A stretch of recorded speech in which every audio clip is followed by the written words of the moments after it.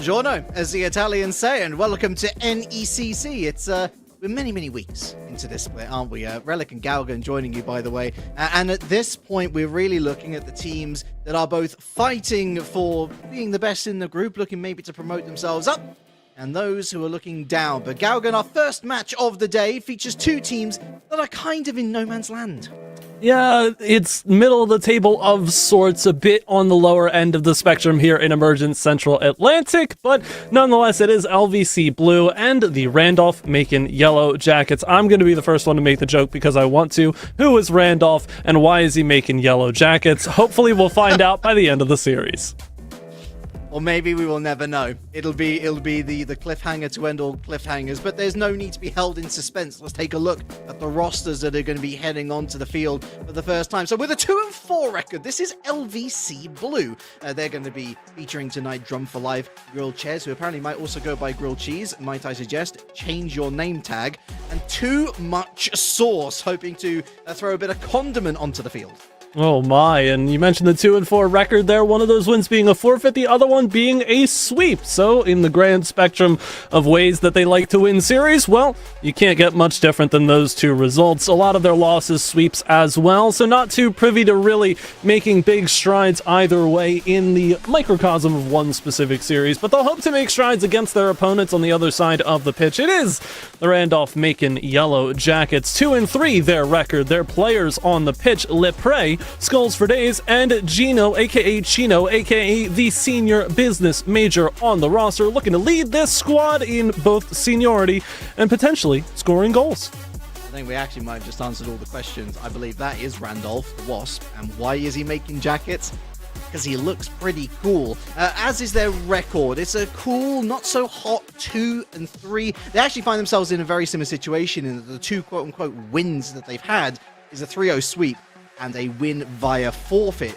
Interesting to note that the 3-0 sweep against the same team that LVC swept, that's UMWB, but we do have some comparisons in regards to other results elsewhere.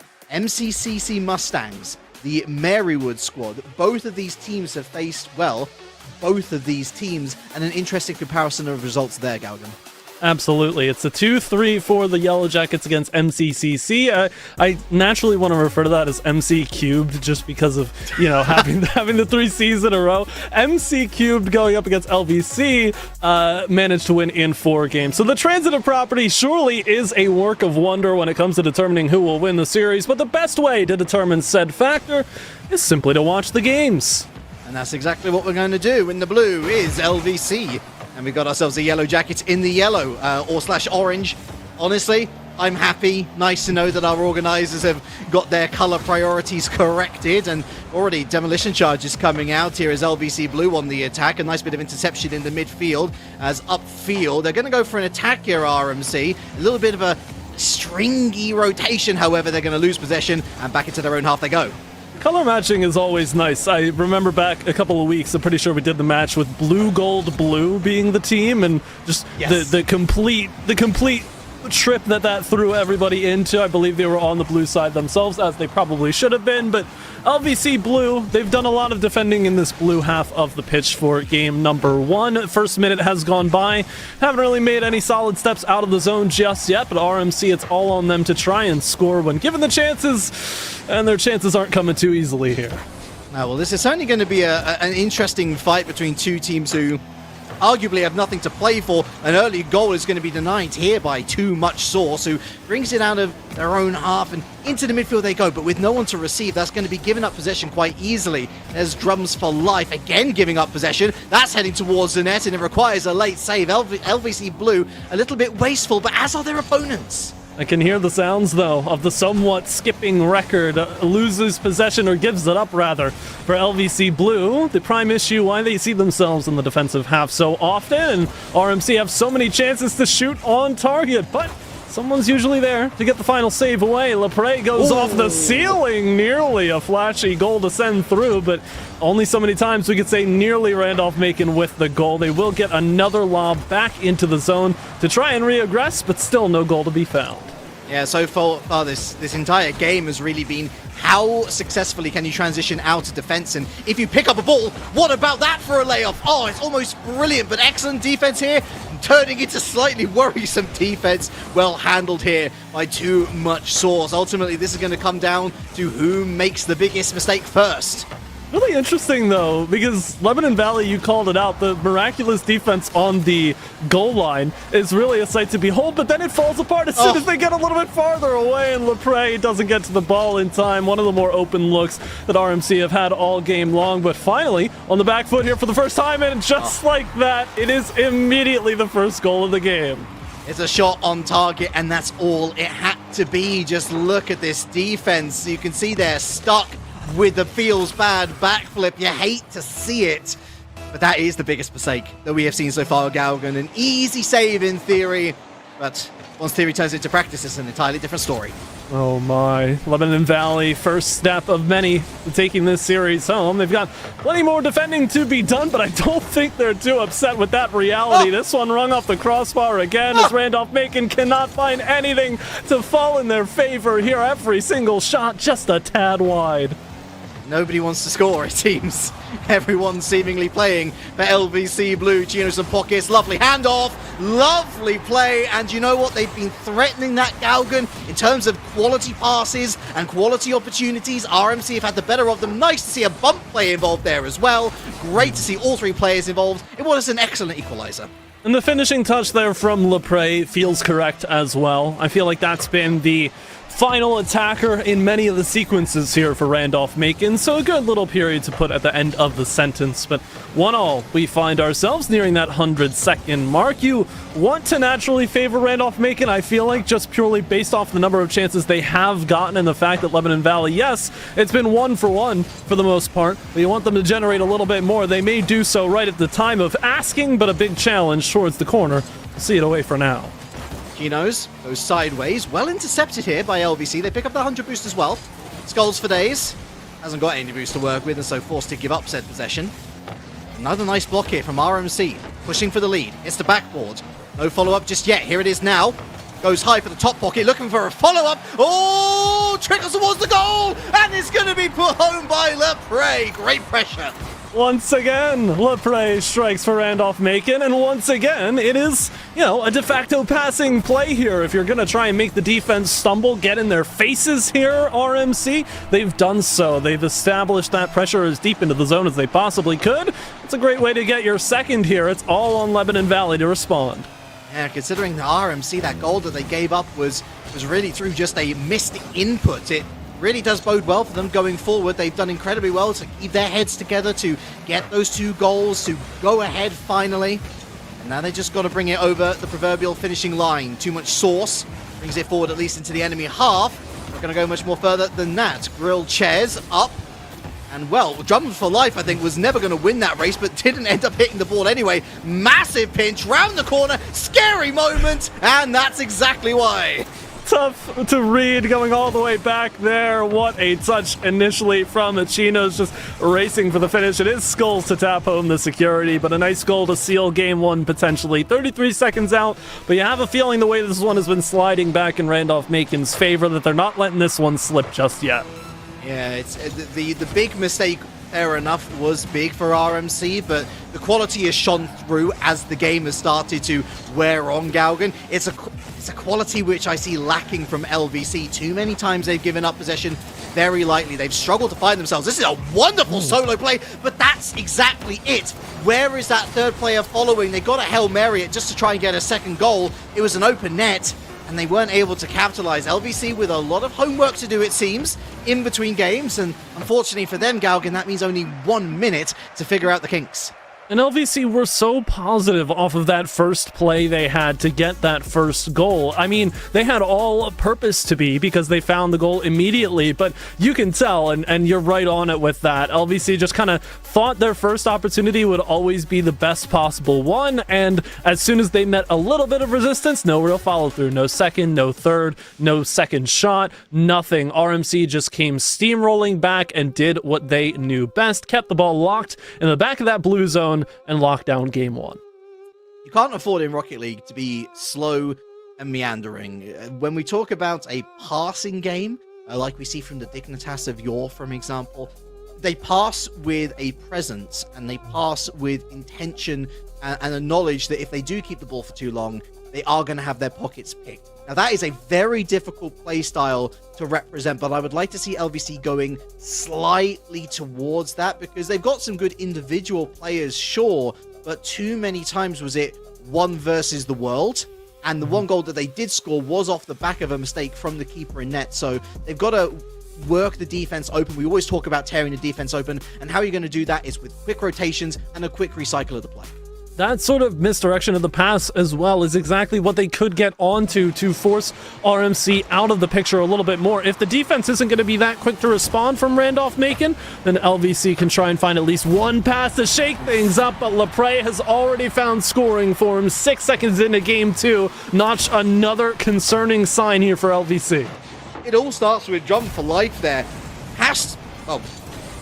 In his head, has to get a touch, but the starting position means that he's flipping into that ball. It goes straight down into enemy hands, and poor Grilled Chairs is all on their lonesome. I mean, they do well to save that initial shot. Fortuitous maybe to get the second follow-up shot here, RMC, but that's going to be such a nerve settler, and LVC straight back to the drawing board. You can see Randolph Macon playing with a bit more confidence this time around. Not that they didn't have it before, but they are controlling possession from in front of that midfield line. They've got another chance here. Skulls for Days taps under the crossbar, and all the signs of running away with the series before it's even gone.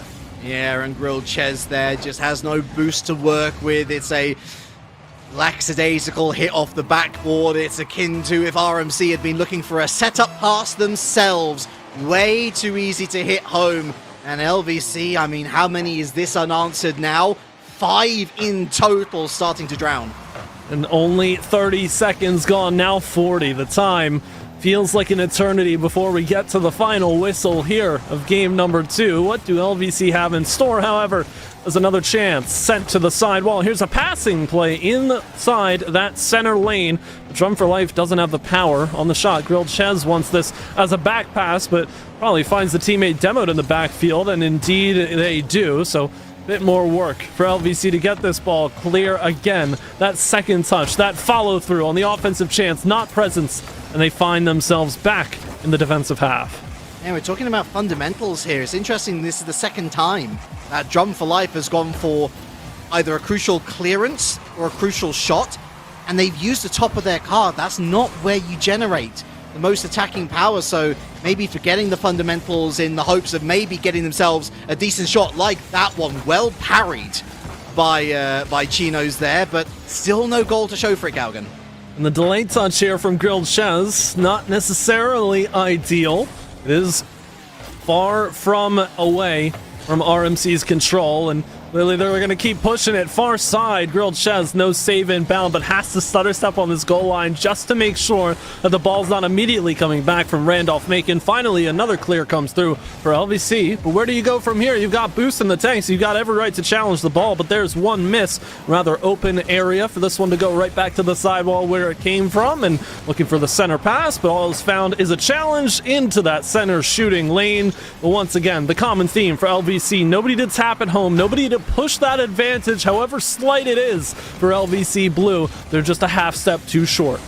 Oh, is it time to be a little brutal? I think it might be time to be a little brutal. It's kind of like training pack right now for RMC. They're having the ball thrown into their half, and then they're testing themselves against the defense whenever they get up there. Lovely double tap almost from Chinos to find a third, but this is what LVC is having to contend with now. You know, if they're sort of just prodding and poking the enemy opposition, that means that you're not going to score no matter how many times you throw it into said enemy half. I would like to see a little bit better communication, and more importantly, if you've got someone who's not exactly firing the shots at a better opportunity, for example, I'd like to see Drums for Life at least being used as a battering ram. Get some bumps and get some demos in. Make a nuisance of yourselves if your shooting boots aren't on. That's the thing. Even in that prior sequence, we see LVC launch 2 shots on. Yes, they're slightly wide, but they're not just contending with their opponents, but they're contending with themselves at this point in time, offensively and defensively, because they're being forced to touch the ball into places they don't want it to go. That initial opportunity that RMC had a couple seconds ago was off of a touch from Grilled Ches on the sidewall, a back pass of sorts that did not have any intended target. So knowing exactly where you're taking the ball at every moment in time will allow for less opportunities like this from Lepre, who tries to bring it all the way down through the corner out through the midfield. It's a 2-on-1. You got to find a goal here, but again, the initial attacker, a very readable shot, and RMC take it aside. Yeah, and Drum for Life was perfectly entitled to follow this up, and they just pulled away. They left the shot to its fate, and straight on the counter-attack, it's a lovely flick from Chinos as the follow-up shot. Should Source be getting to that? Yeah, I think it's another feels bad backflip, but it just feels bad from LVC overall. Nothing clicking.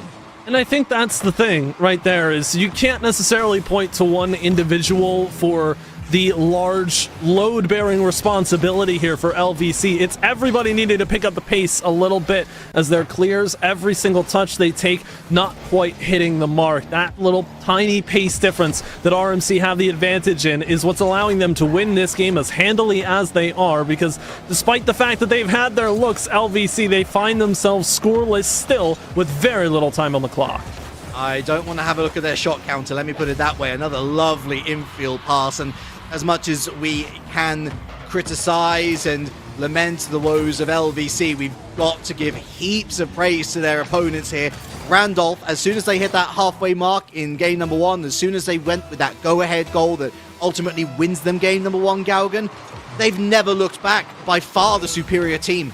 Absolutely. RMC, full control of game number 2 here on Forbidden Temple. The Final 25 seconds or so, a mere formality, and maybe even tacking another one on. The bounce not very gratuitous there for Chinos, but still so much time for Skulls to line it up. Not quite the touch required. Nice flick center, and finally finding a goal. One for the road with 10 to play. That's 7 unanswered, and they finally pick up the phone. LVC, it's a solo play, an individual play. Too much sauce. Put the sauce on that. Bit too little, bit too late in game number 2. But at least it gives them some hope. And if anything, Galgan, look, we've already mentioned it's a bit of a disjointed performance and all 3 players are going to come under the microscope for criticism. If Too Much Sauce is feeling it, feed the ball to him and let him run. Just make sure that he has the support tools necessary to follow up on the good work that he's putting in. You saw the benefits of a sequence like that right at the end, right there. As you were saying, Too Much Sauce, feeling it, looking for the solo play. It doesn't result in a goal, sure, and the game would have been decided regardless of Too Much Sauce finding that goal. Anyway, RMC going up 2-0 in the series, but you're right on it there. You've got to play to your strength in the current moment because, yes, you may want to play like that solid core of 3 players. You may want to be as fundamental as possible, but if you have one player, particularly picking up the pace, trying to ignite the fire underneath the rest of the squad, feed the ball to them, and right now, that feels like Too Much Sauce. Look, these 3 have roles that I can see clear as day, especially after that second game. Drums for Life has been struggling with clearances, and he's been struggling with shots on net. As I said, put him on bump, put him on demo duty. If he's not going to hit the ball, make sure that you hit the cars. Ches has been pretty strong in defense. Shots have been a bit wayward.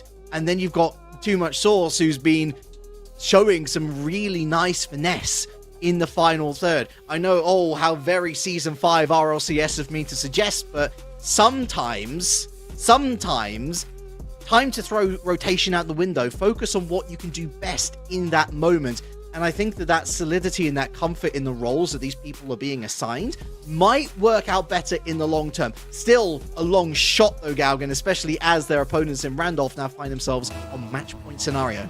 And it's really tough to ask a squad like LVC to break rotations in a controlled manner in this particular series, because if we go back to the first minute and a half, 2 minutes of game number 1, RMC could do nothing but generate endless offensive pressure. And at that point, you've got to be so solid about where you're heading defensively. And LVC showed the capability to do so, but you can tell they've been stretched out and not playing exactly where they want to be in this particular game and in this series, which is also worth mentioning at this point in time is the double sent wide. LVC, of their 4 losses thus far, in only one of them did they manage to grab 1 game before the series was done. So this could also be a mental factor, momentum of sorts against LVC trying to claw their way back and make adjustments before the series is done.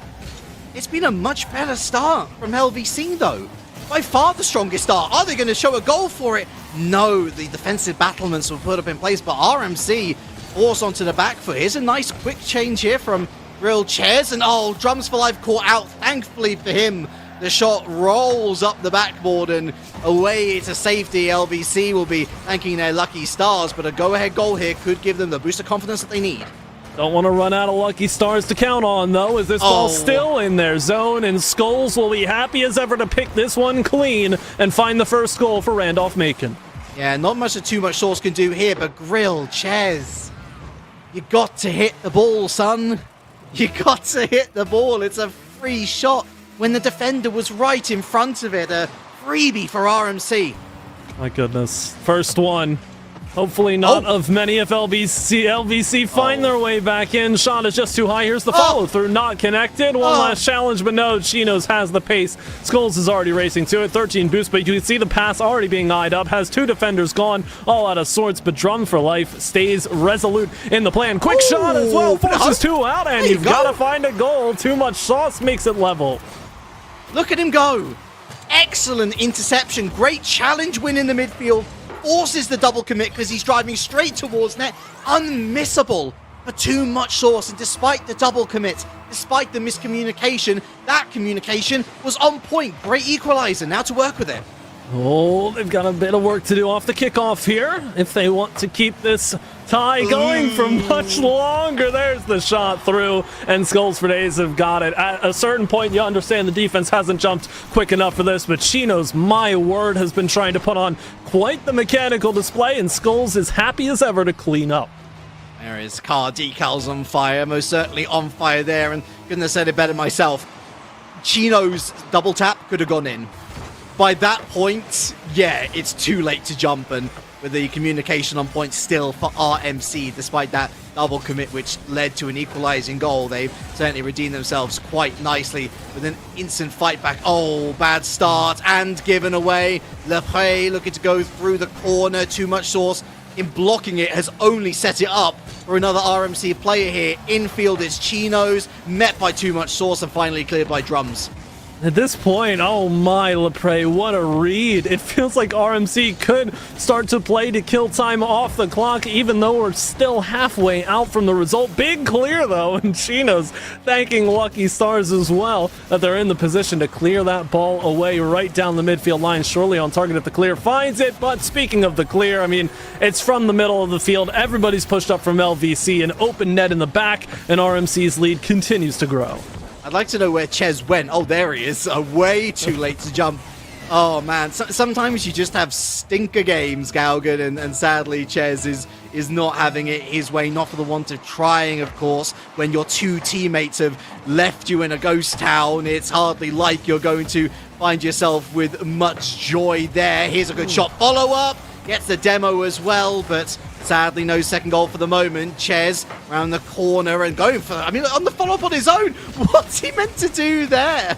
It's tough. I mean, you have to try and push the advantage. I would think you have the demo respawn going on in the corner that RMC are one boost tank short of the resources they need to get the clear, so I like the idea, but again, Grilled Ches is the one following up his own touch, and nobody else from LVC really wants to commit to the play, so how much are you really willing to sacrifice to score this goal, since you've got 100 seconds now to right the ship? Lebanon Valley, though, they've got work to do set out in front of them, and I'm not sure they're ready to send everything they need in order to get it done. We certainly saw that in game number 1, where they weren't willing to throw the kitchen sink. That ball's going to ricochet. Unfortunately for Chinos and Pockets, LVC back in town, but some lovely patience. Oh, and sniped away. Skulls for Days. Is that the death knell for LVC Blue?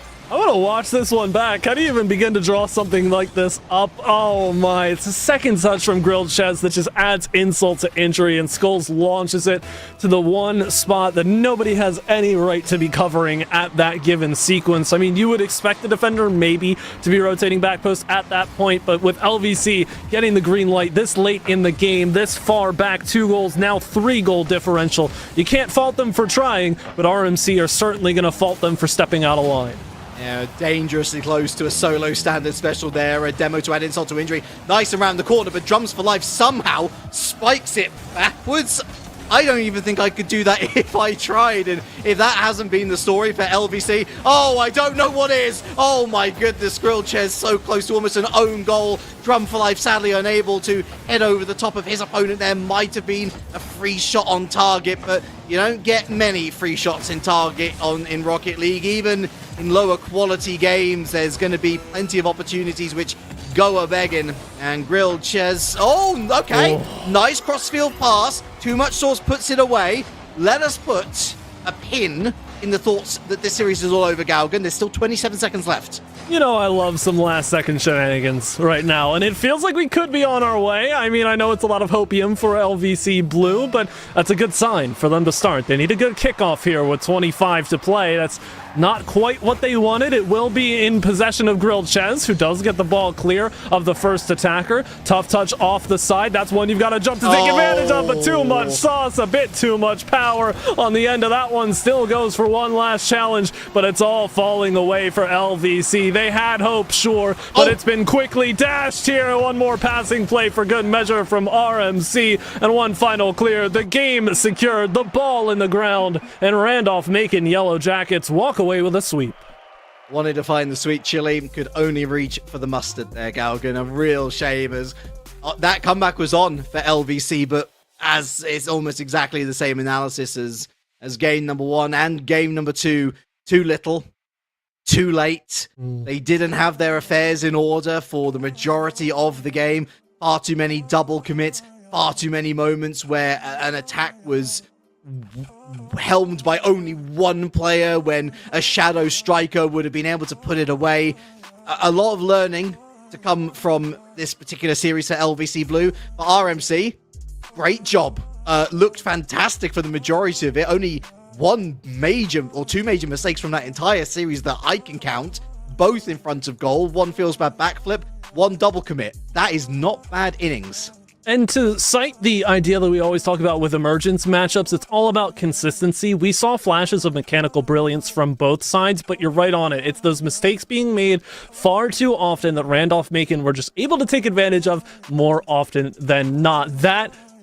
I know I'm using the word often so many times here, but that often decides how an emergence matchup goes, is who jumps on those mistakes when presented with them. And while that emergence matchup is behind us, we next head to the Challengers Division and Canada to watch a matchup for our next series. It will be the Durham Lords versus Ontario Tech OTSU Royal. It should be a fantastic match. The rest of the schedule is there as well. Dunwoody Varsity and St. Ambrose await you at 8 p.m. in the Emergence Division. We're going to dip behind the curtains, get everything ready for that next matchup. As I said, the Durham Lords and OTSU Royal on the other side of this short break.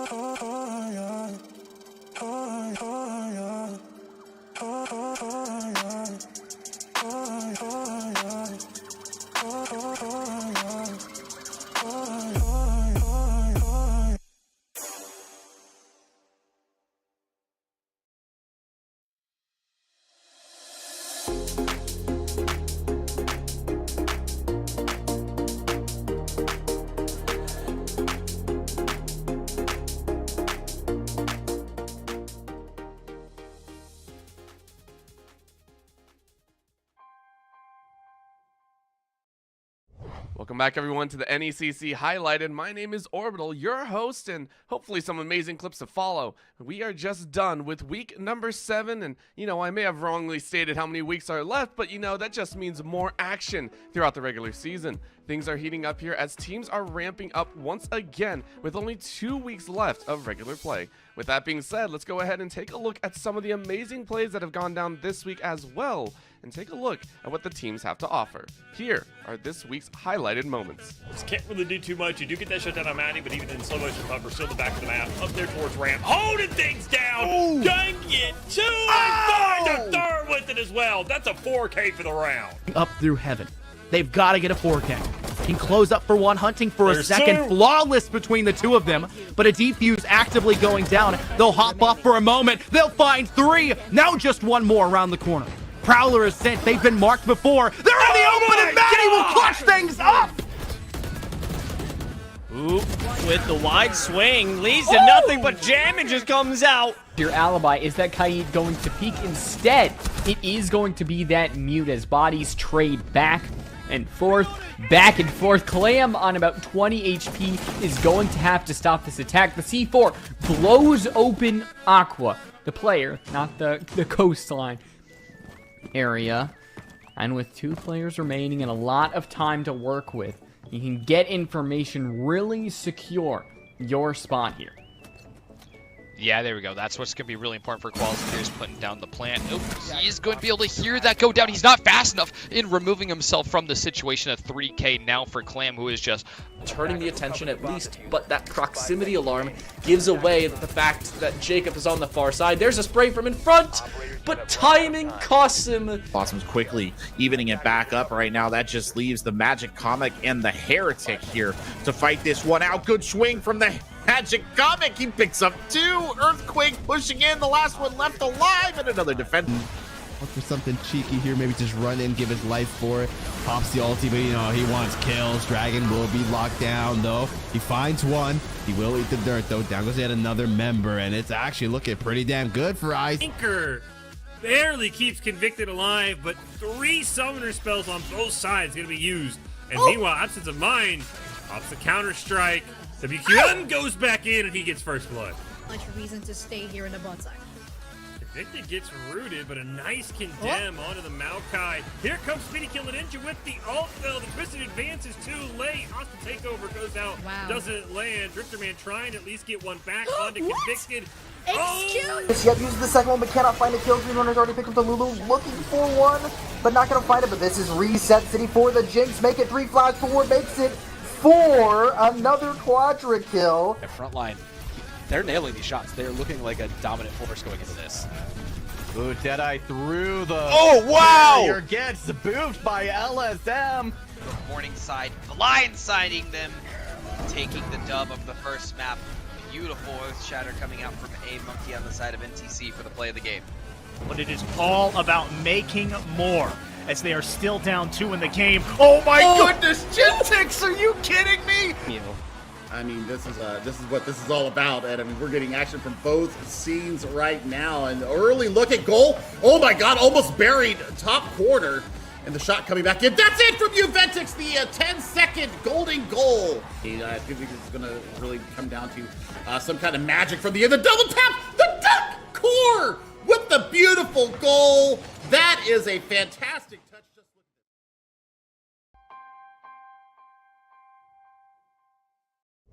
Not everything can be perfect though, and not everything can work as planned. There are always some mistakes that might occur, and because of that, we have this week's misclicks. Please go ahead and enjoy some of the funnier moments of this week. Eddie takes one down.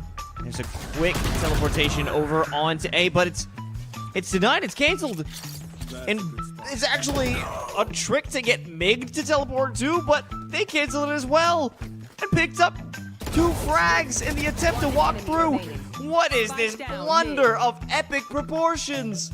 They're still running. Okay, SS online. Maybe the cleaver. Oh no! What? Jeez, that tournament has already come out. It was given Halachu that upgraded mask. I'm gonna be honest with you, I know none of the upgraded items. That's what are we naming? We got the like already, so now we gotta give a great name to the map. Leandry's Anguish, Leandry's Torment. No. That was already an item name. We'll call it Leandry's Depression. And with that, we close out week 7. There's so much more action to be had as it all kicks off throughout the week, every day, starting at 5 p.m. EST. Starting on Monday will be Valorant, of course, and we'll be running throughout the course of the week, so make sure to stay tuned, and thank you so much for watching the NECC Highlighted.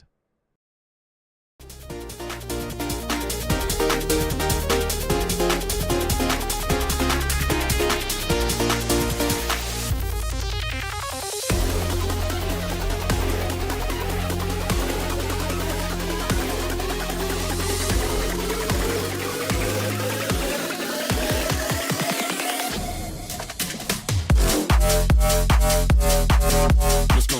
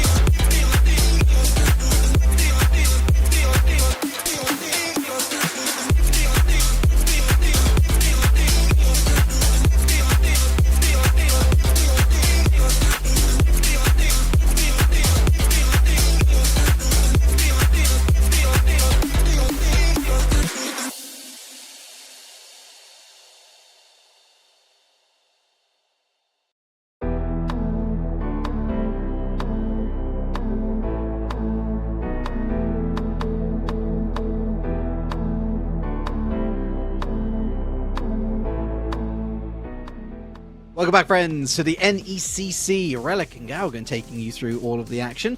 So, here's the thing, right? We go to the wonderful land of Canada, right? We go to the Challengers Circuit. This could not be a more heated matchup if we tried a perfect sense of rivalry amongst these two.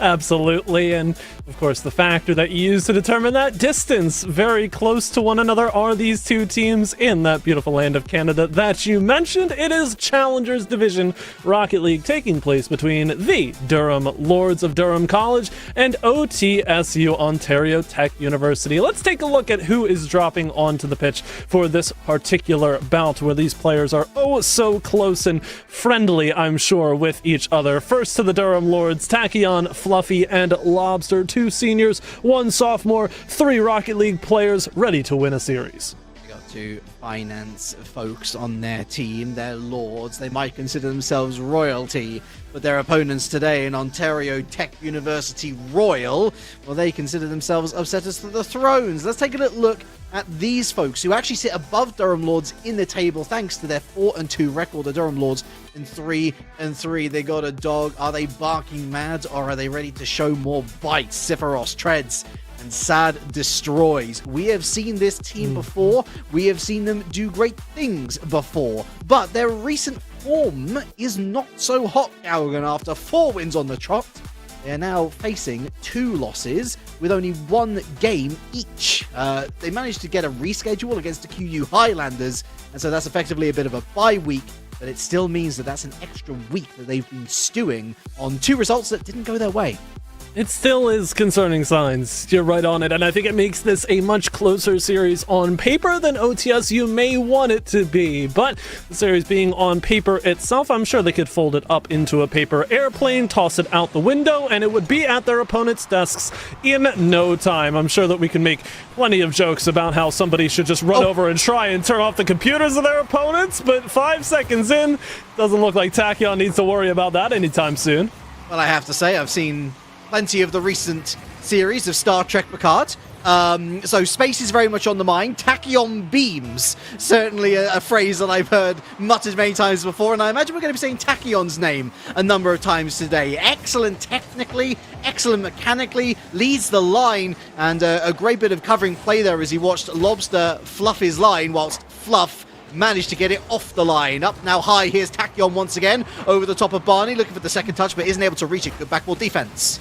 Plenty of interesting cars as well. I feel like we saw the skyline just there from one of the OTSU players. I know Fluffy, I believe, on the Masamune, which is another one, Dominus as well. So very interesting choices all around the lobby here. We'll see how well it fares for either side as Durham Lords, yes, they have the lead.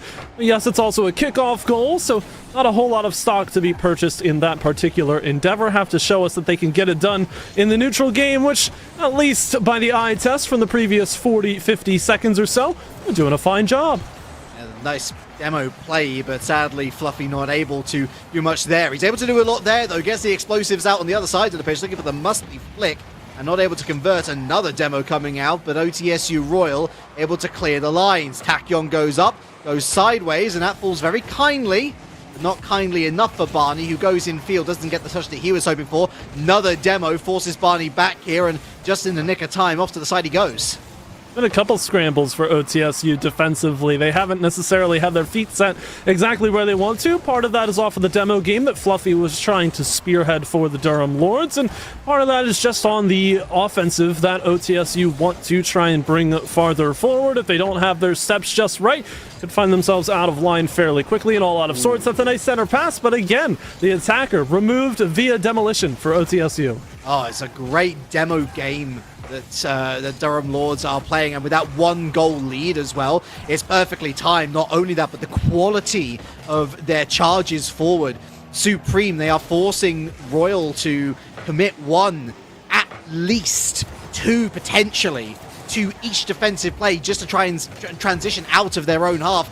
Gaugan, Durham Lords for me playing the perfect game, but that a slight miscommunication. It's a double commit, but it's a good turnaround, and ultimately OTSU Royal does not punish them for it. All it takes, in theory, you're right on it, is that one little mistake, but you also need the punishment on the other side, and OTSU were not ready to divvy out said punishment in that particular instance, so they find themselves devoid of the opportunity to score. The Durham Lords, meanwhile, look to maintain possession within their own ranks. It's a nice forward pass, but no real recipient that deep into the zone. Nice little double here, double the commit, double the power. Barney with the first. Well, I can't say that it was clean, but it gets the job done. It's the round the corner that really feeds. I mean, you've got two players in the position where the player is feeding the ball to. Is it a double commit? Yes, of course. But it just goes to show that the call for the pass itself was great. And that's fantastic for the Royal. It shows why their defense has held up as strongly as it has, despite the incessant attacks from the Durham Lords. It felt like a flip in that sequence. This one's going. Sod, get to it in time. Very nice handling of that play and saves a little bit of boost in the tank as it, for good measure, gets the 100 boost in the corner, does everything in his power to set it up. Sod destroys, could not have played that one any better. I mean, talk about a hero moment. Puts on the cape, gets the save down one end of the pitch, box to box, and feeds it into Barney. Could have been a goal for Sard Destroys, but you always want to make sure that that goal secure is locked in. OTSU Royal, consider me impressed. That is one of the individual sequences that will get you so much farther in a series. Oh no, but the follow-up shot is bottled, completely left with no power on the end of it from Lobster, and everyone else has to pick up the pieces for Durham Lords. A prime opportunity to strike back and equalize, left hanging, searching and waiting there. Not enjoying the lobster bisque. You should have had a bit more lobster risk. Oh, the Durham Lord so close to an equalizer. Here's another opportunity spurned. Fluffy goes up. Here he goes again. Maybe the handoff to Tachyon. Watching as Sard Destroys. Nobody wants to touch the ball. Sard Destroys takes control. You got Barney there as well. The flick over one. Almost an own goal. Manages to throw it onto their own backboard here. The Durham Lords looking little rattles, might I say.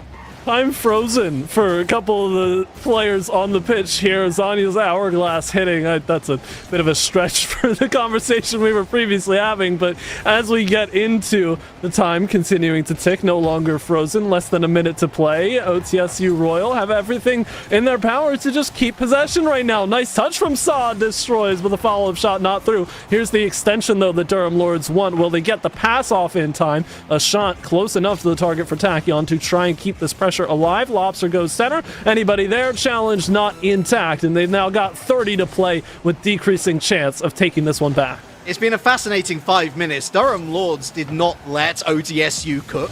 OTSU were desperate to cook, and cook they did. They have gotten better and better as this game has gone on, and that's got to be worrying for the Durham Lords, especially as you already mentioned. It was a kickoff goal for them. Well, take a kickoff goal nonetheless. But it really does mean that from open play, OTSU Royals have been supreme. That third, the cherry on top of this proverbial cake. They take game number 1 in fine fashion.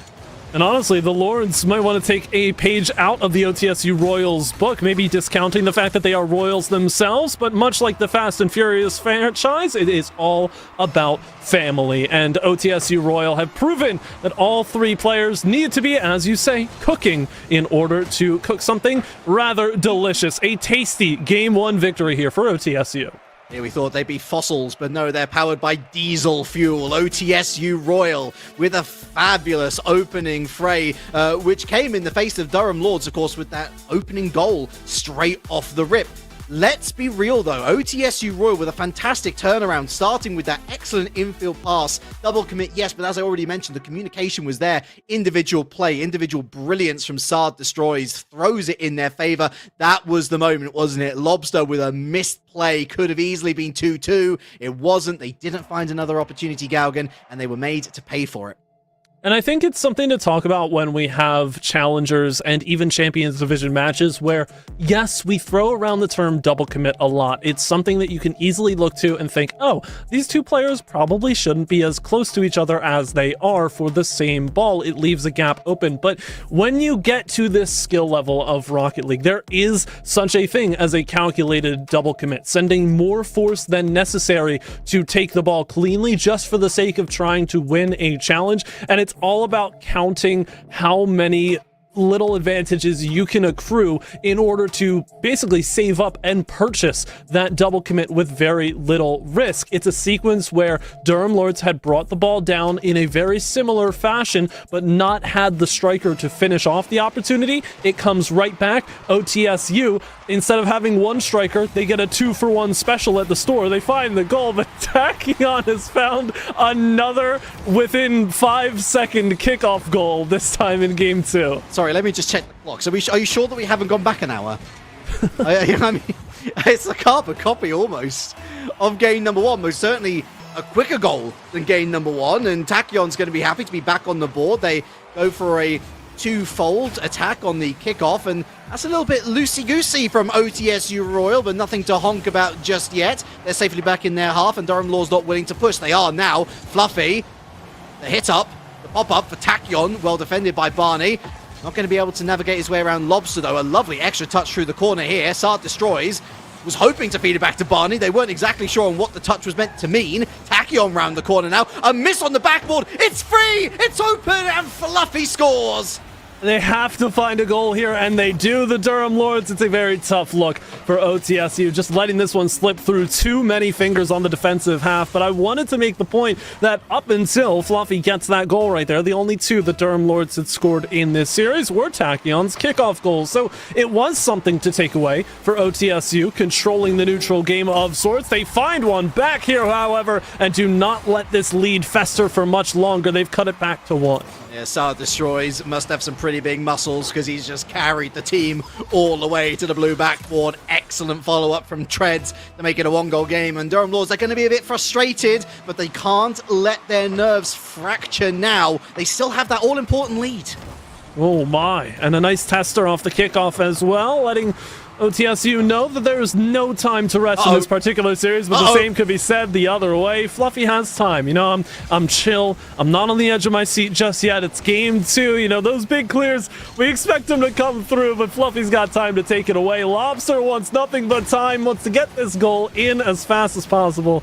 Not going to happen, though. Well, no, OTSU in a bit of a scramble here in their own corner. Treads goes mid. Not enough power to evade Lobster. Goes up, looks for the second touch, doesn't find it, but Sard destroys, helps him out. Oh, it's a lovely chip play. What a read from Barney. Parries it off to the side. Lobster still a nuisance, cooking the pie. Little did we know that we were just scratching the cross station. It's Treads goes for the challenge here. Everybody trying to get a piece of the action towards the middle of the field. Lobster now several jumps, no real movement of the ball. A nice little roll down to fall into the hands of Treads and played out into open space for OTSU. What do you do from here? You've got a decent amount of control of this sequence. Want to take it at your own pace as Barney turns back. Son tries to take over. Got everybody a bit slow to respond from the Durham Lords. The center pass doesn't get there, though, as Lobster stands tall. Yet again, the Durham Lords continue to be this overwhelming force right when they need to be and make sure that they've got the power to take home what they've got.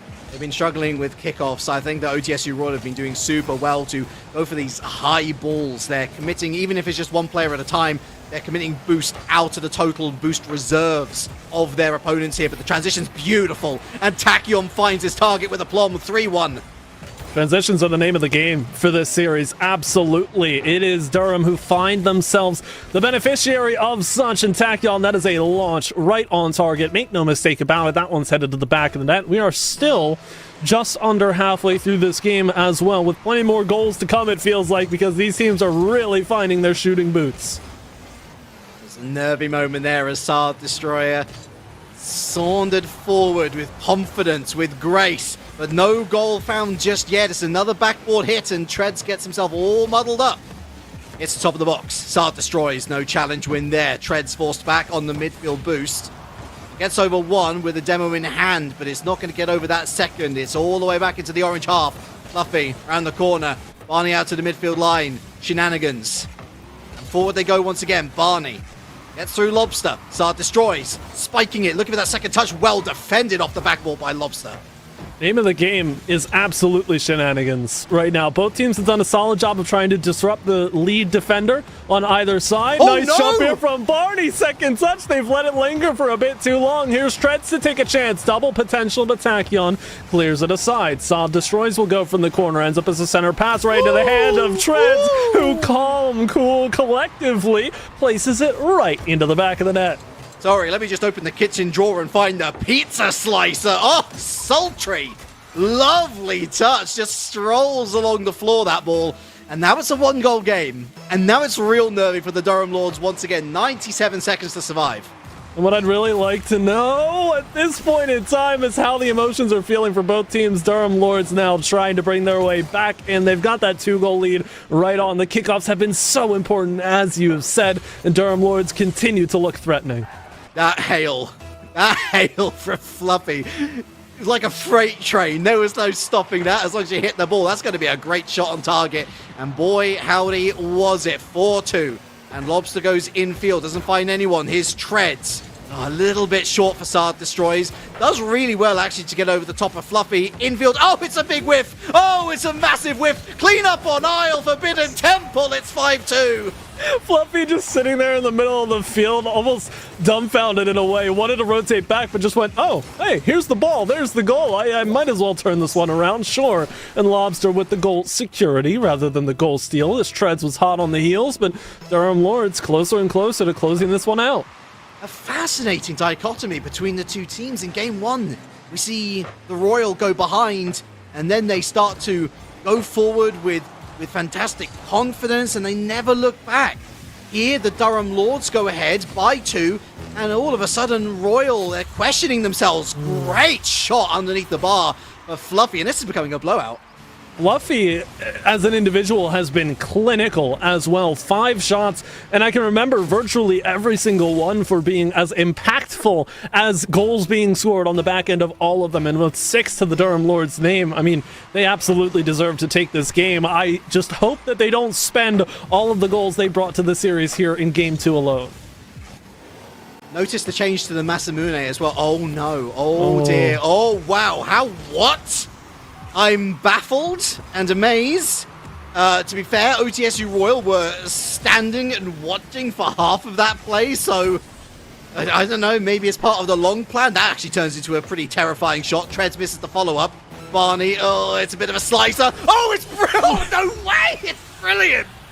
Listen, in a high-scoring affair like this, you're bound to see some wacky things. You and I have watched plenty of Rocket League, and there have been some sequences that I don't think I've ever seen replicated before, much like snowflakes, all of them being unique. Here, in this one, no goal feels quite the same for this, despite the fact that we've seen 9 already, and the game may already be decided as well, but Royal certainly doing what they can to mentally bring themselves back into contention.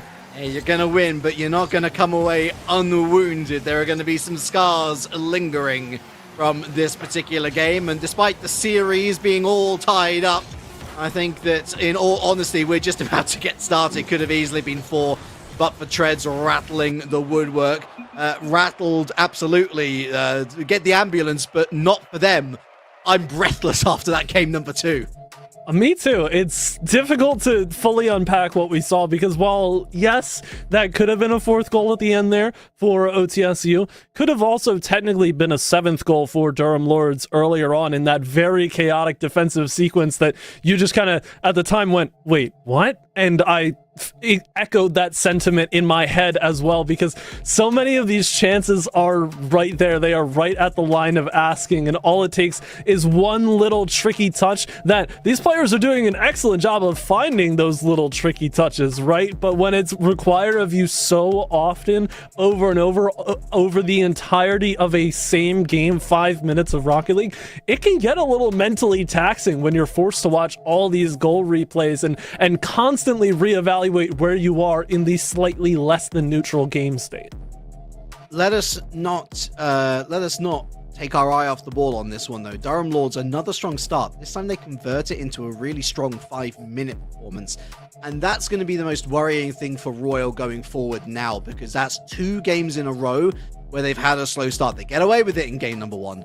They don't in game number 2, and there were far more mistakes on the defensive side of things, which in turn leads to more goals being scored against you, hence why the score line at the end of it was as rather exaggerated as it could have been. That was probably more likely looking at a 4-2 scoreline, but when you miss the ball and when you miss opportunities and when you leave your rotation a little bit loose, these sorts of things are going to happen. And Durham Lords go forward once again, looking for an opener within the first 30 seconds. They get close, and they might still have another chance here. Tachyon charges to the side, well read by Sard Destroys. Here's a chance now for Royal, almost on target. Sard Destroys with the follow-up. Still not long to go here, but finally the transition is complete, and Fluffy tries to put it home.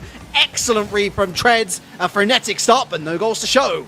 And it would be such a great start here for Royal to find themselves the first goal of the game. As you mentioned, Durham Lords privy to finding the first themselves, courtesy of Tachyon. But we've got past the first 40 seconds and no score on either side. It's not necessarily the best sign in this series, but you do feel like it favors Royal just a bit more when they have to bring that proverbial momentum back into their control. However minuscule it may be in this particular showing, Royal getting that much closer, but oh my word, Fluffy, okay, top corner, defensive mishap. So much happened in this sequence though. You could tell that both sides were nervy on defense, and it was just about who's going to get that opener. I feel so sad for Treads, especially as Fluffy's probably going to be laughing and smiling, given that that was an open net opportunity that he missed. Gets away with it, and Durham Lords, for the 3rd time in this series, take the opening lead. Now, in my mind, I know they are in buildings very close to each other if they are playing on campus, and they definitely are not in, eyesight of each other, but I picture just the buildings being separated by a street down below. They have windows that their PCs are to the back of, and they are just standing up and screaming at each other after every single goal. And that last one from Fluffy is certainly one where you want to try and get in your opponent's faces, at least mentally, if you can picture it, because Royal, again, they've got everything to do. The ball is in their court to climb the hill back into this series. Durham Lords have everything going for them and more, and they continue this overwhelming playstyle that seems to favor them so well. Yeah, they're going for elongated Route 1 Rocket League, which I really like, especially if you can get those shots with power on target. That's immediately a threat within 5 seconds of being in your own half and starting that play. It's really something that OTSU Royal have struggled with, and they've not been able to deal with it effectively, because the only way that you can deal with it, Galgan, is by leaving one player back, and that's immediately curtailing your offensive threat on the other side. They don't want to, constantly be playing conservatively against the Durham Lords side that will be able to pick them apart if they don't have every single step perfectly placed. You're right on it. And we've gotten halfway through.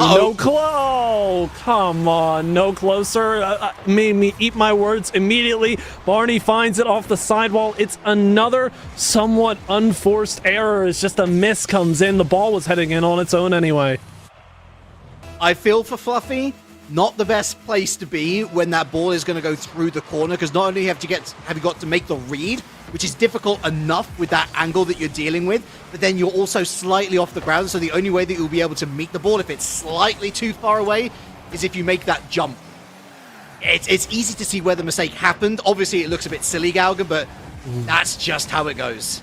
It's tough, too, because I feel like coming off of game number 2 where so many goals are scored, the mentality could shift for both of these teams to think, we know we can score a ton of goals in this game. We just have to play aggressively. That leads to the speed change, and then you start to see the nerves really rattle players if they don't find that one crucial defensive touch, that one mistake that we keep talking about that can open everything up, as now the back line is open yet again. Barney finds another one, and the Royal get their first lead of the game. E-Dino saw the goal wide open, and Fluffy too far away. Right initial trajectory was rotating out to go for his home 100 boost. Unfortunately, there was not the call that Barney was immediately going to go and strike, so it was difficult to read when your objective is immediately in front of you. It's a great turnaround from OTSU Royal. Are they going to get a third? Oh, yes, they are. Sad Destroys following up on a beautiful lifted pass. The floodgates starting to peek open just barely here. Barney's in position as well, but Saw destroys the last touch, just trying to throw Tachyon off of any conceivable path to save that away. Royal look primed and ready to get themselves onto match point, but looking for a bit more assuredness as well. They don't want to keep win trading all the way to a shaky game number 5. Durham Lords will certainly be preying on that chance if they get it, but they've got to get there in the first place, and they've left another back line open for Treads to score on. Way too aggressive. Way too aggressive. I mean, they were out of the country by the time that they realized, hold on a second, our border is open. And Treads, fair play to him, actually gets a bit of a Goomba Stomp on Lobster, who was going to be able to get there in time, but for that little bit of car-to-car contact. It's 4-1, and I can't say that this is a repeat of game number 1, Galgan, because Durham Lords have still looked good, but that 4th goal was all on them. I'm right with you, though, Relic. It doesn't feel like a repeat of game number 1, but for the reason in my head that the Durham Lords are not playing at all like they did in game number 1. They're trying to be aggressive and find these shots through. They didn't quite jump at that many windows in game number 1, I feel like. And while they did contest for that game, didn't get the win in game number 1, mind you. But Durham Lords, it feels like they had a bit more control about them defensively, but they've left so many gaps in the back line. They really can't excuse anything from being scored against them because Royal have found those gaps. The quality over the majority of the pitches improved, and yeah, they're being a lot more aggressive, but that aggressiveness for me came way too early in the game. We're looking at 2-1 down, and they're starting to throw everything and also the kitchen sink and also their mothers at the play. And when you're starting to throw your mothers at the play, you've maybe got to ask a couple of questions about whether it's a smart thing to do or not. Sometimes patience is a virtue in Rocket League, and waiting for the opportunity, inviting the pressure from perhaps an overconfident opponent will be their undoing. But the only thing that's been undone here is Durham Lords and their equalizing situation within this series. They go behind once again, and the Royal heading on to match point. We all know the classic philosophy that throwing your mother is not very Lord-like, and Indeed. Durham learned that lesson, tenfold in this particular game. Like you said, the aggression started so early on that it felt like they were playing the final 30 seconds of this game over and over and over again when they were already down 3 goals, and they technically weren't even. They were playing that way when it was even. They were playing that way when they had a 1-goal lead. They were playing that way when they had a 1-goal deficit. It never changed, and it never felt like it adapted, but that's the thing, right? If we flash back to game number 2, Durham Lords win 6-3. They have the potential to own that aggression. This might have just been the very scary other end of the spectrum where they just don't get rewarded for anything they try to do on the offensive side. It's a real fine knife-edge style of play. When it works, and when the rotation is total and complete, and they're able to keep possession and rotate out for boost when is necessary, it's a real difficult system to break through if you're the defending force, because you're trying to find a long clear, by which point, once you've got that long clear, you're immediately searching for boost because you've expended so much on the defense. Unfortunately for Durham Lords, they had so many cracks in that opening, and this is where you talk about adapting on the fly. That's what Ontario Tech did so well, because they started to see, well, okay, Durham Lords have used this technique against us time and time again. They've gone for Route 1 Rocket League, and it's worked.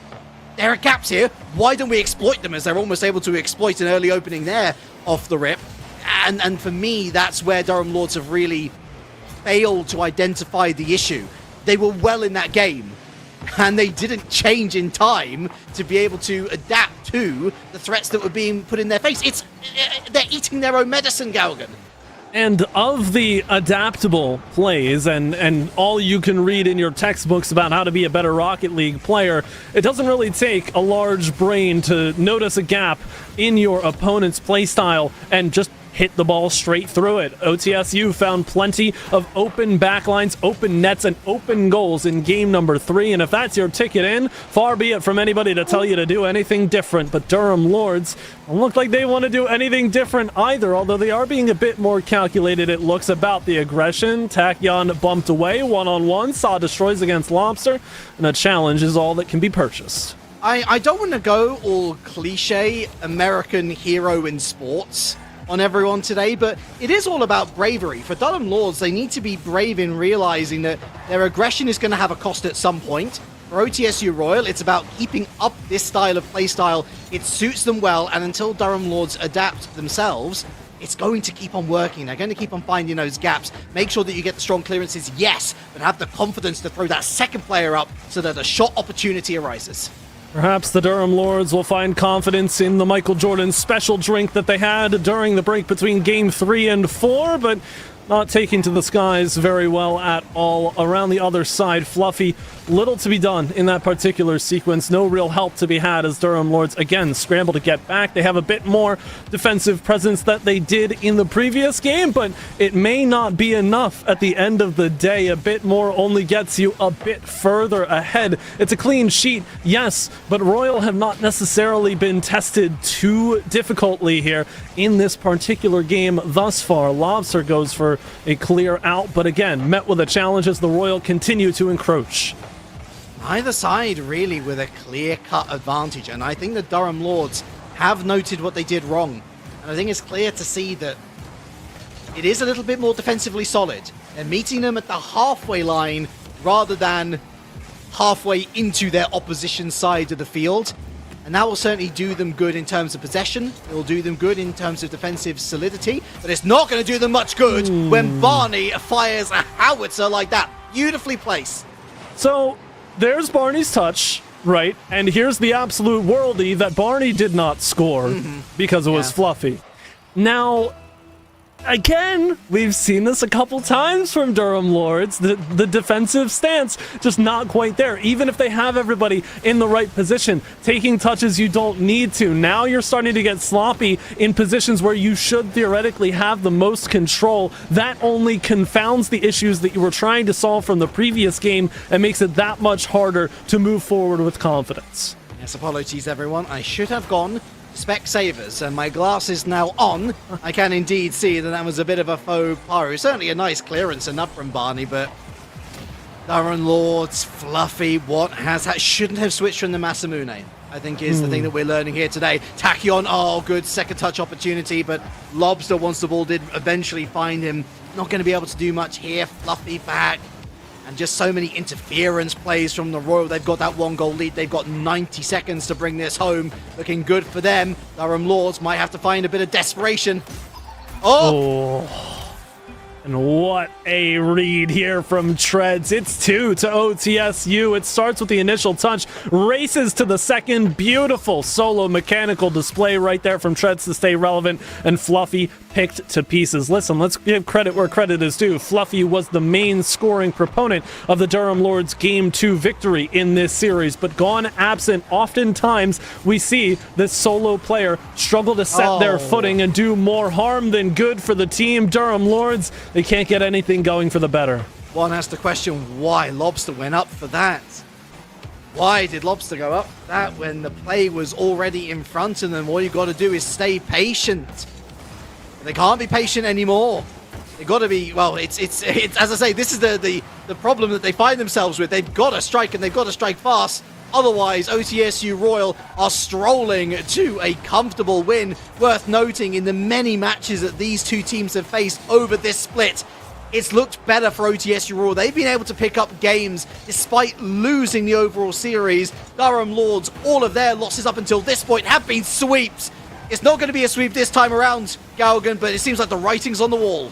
Exactly. Durham Lords, it would be the first Game 5 that they'd ever force in this season.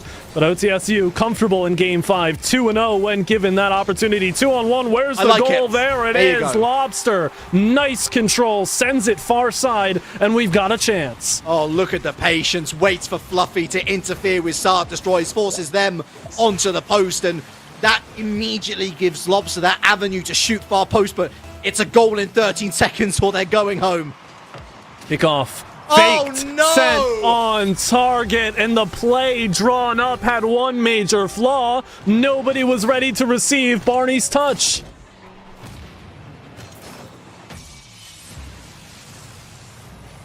My friends, what you have just seen there is how to lose a Rocket League game 101.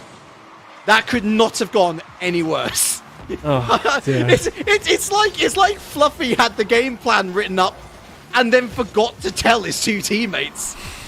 Oh man, relying on the old pen and pencil, or pencil and paper rather. Anyway, we move on. OTSU takes the series in 4 games here. And listen, there's a lot to think about with this particular series and how it unfolded. Durham Lords, yes, they may have been on the back foot for a majority of it. That game to a very lengthy blip in the series timeline, because yes, it takes us a while to get through, courtesy of 9 total goals being scored, a bit of defensive fallout from both sides, and I think more importantly, we finally start to see those gaps in the OTSU Royal defensive playstyle. But the problem is, they're never really exploited past that. You had Durham Lords fail to set the pace the way they wanted to. They wanted to play as aggressively as possible, and you can see just that aggression right at the end. They wanted to keep it right until the dying moments, and it was their undoing. You gotta respect them for the good old Charge of the Light Brigade impression there, where the right orders were given, but clearly there was a miscommunication along the line somewhere. Look, it was still a slim opportunity to try and tie that game and to ultimately take it to a game 5 through overtime, most likely. 13 seconds is not a lot to work with, but it is enough in Rocket League. And when you're given slim pickings, you got to make the most of them. Not on this occasion. And congratulations then to OTSU Royal, who move up onto 5 and 3 up the table. There you go. But sadly, out of the door we must go. We are to hand over to our wonderful friends FBI Tugboat and Pyro J. They're going to be taking you through the next part of this broadcast, which kicks off with the Dunwoody Hawks varsity, St. Ambrose University. It should be a super exciting Emergence Heartline matchup. And from us two, Relic and Gaugan, we'll bid you adieu. But after this break, the ECC returns.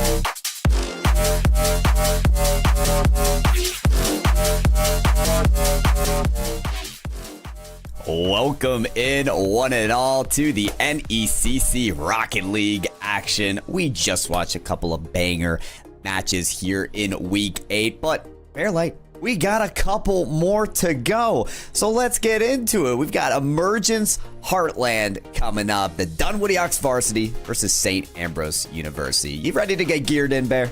100%. I mean, it's always a great Friday, a great day whenever it's Friday, because it means that it's NECC Rocket League. And for me, in a division where it's teams always looking to better themselves against teams that might be better than them, that's where we find this story that we have coming up with these two teams, because Dunwoody Hawks, a university here, coming in against St. Ambrose, who's been one of those top teams. We talk about the top three when we talk about the Emergence Heartland division. And for me, Dunwoody has a chance, an opportunity to advance themselves, sitting at 3-2 currently, and against St. Ambrose, who comes in at 5-1, and hopefully get a better spot so you can get a better matchup come playoff time in a couple weeks.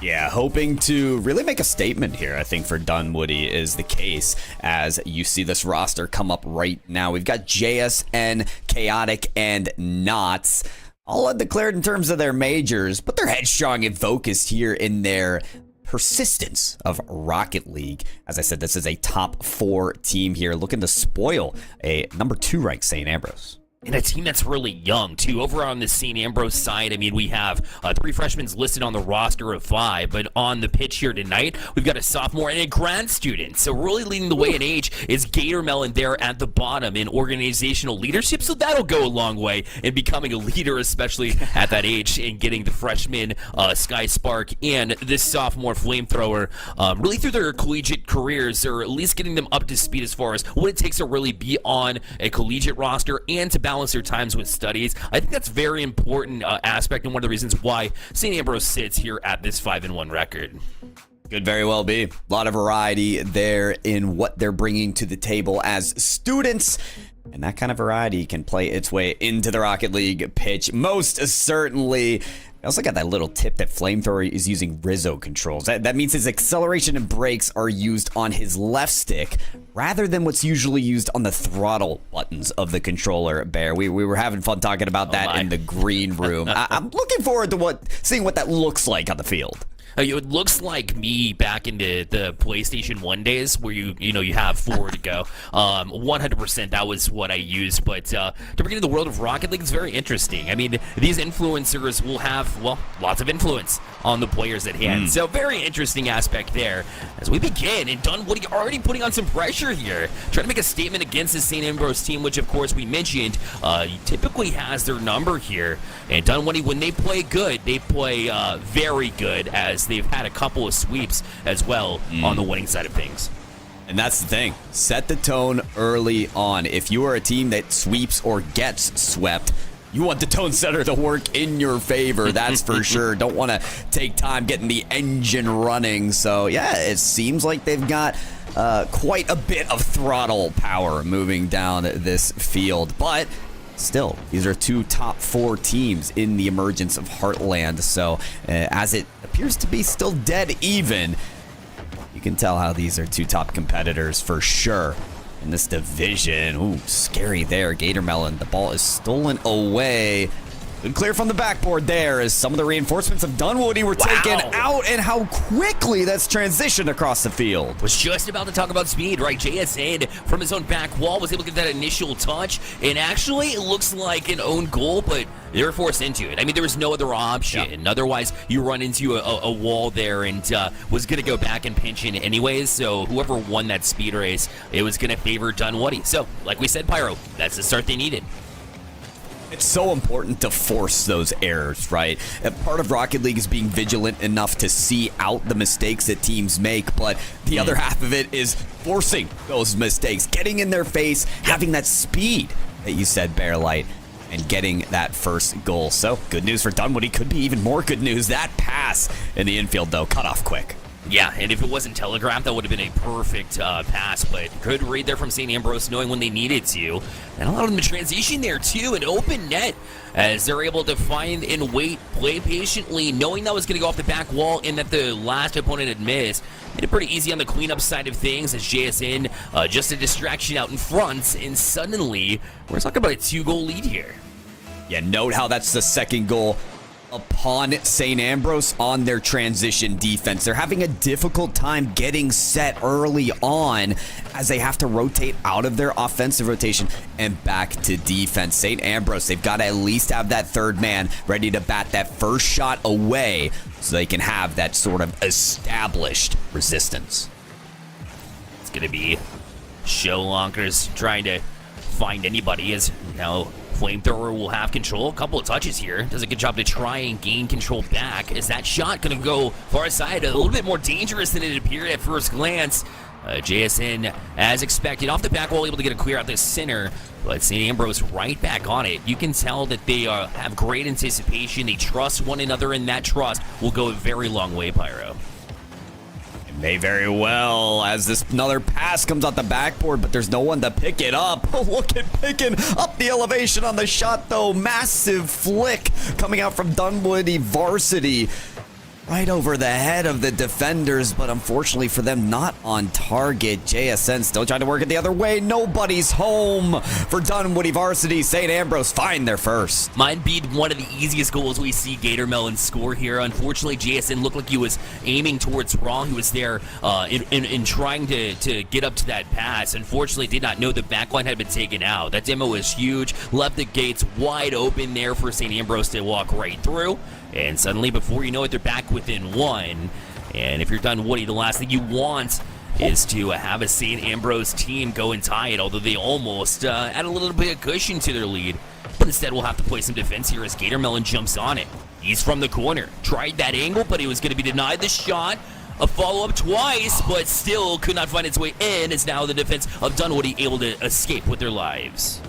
Tell you what, though, St. Ambrose starting to look scary here. There's been some lethal shot taking, and it may just continue off the backboard.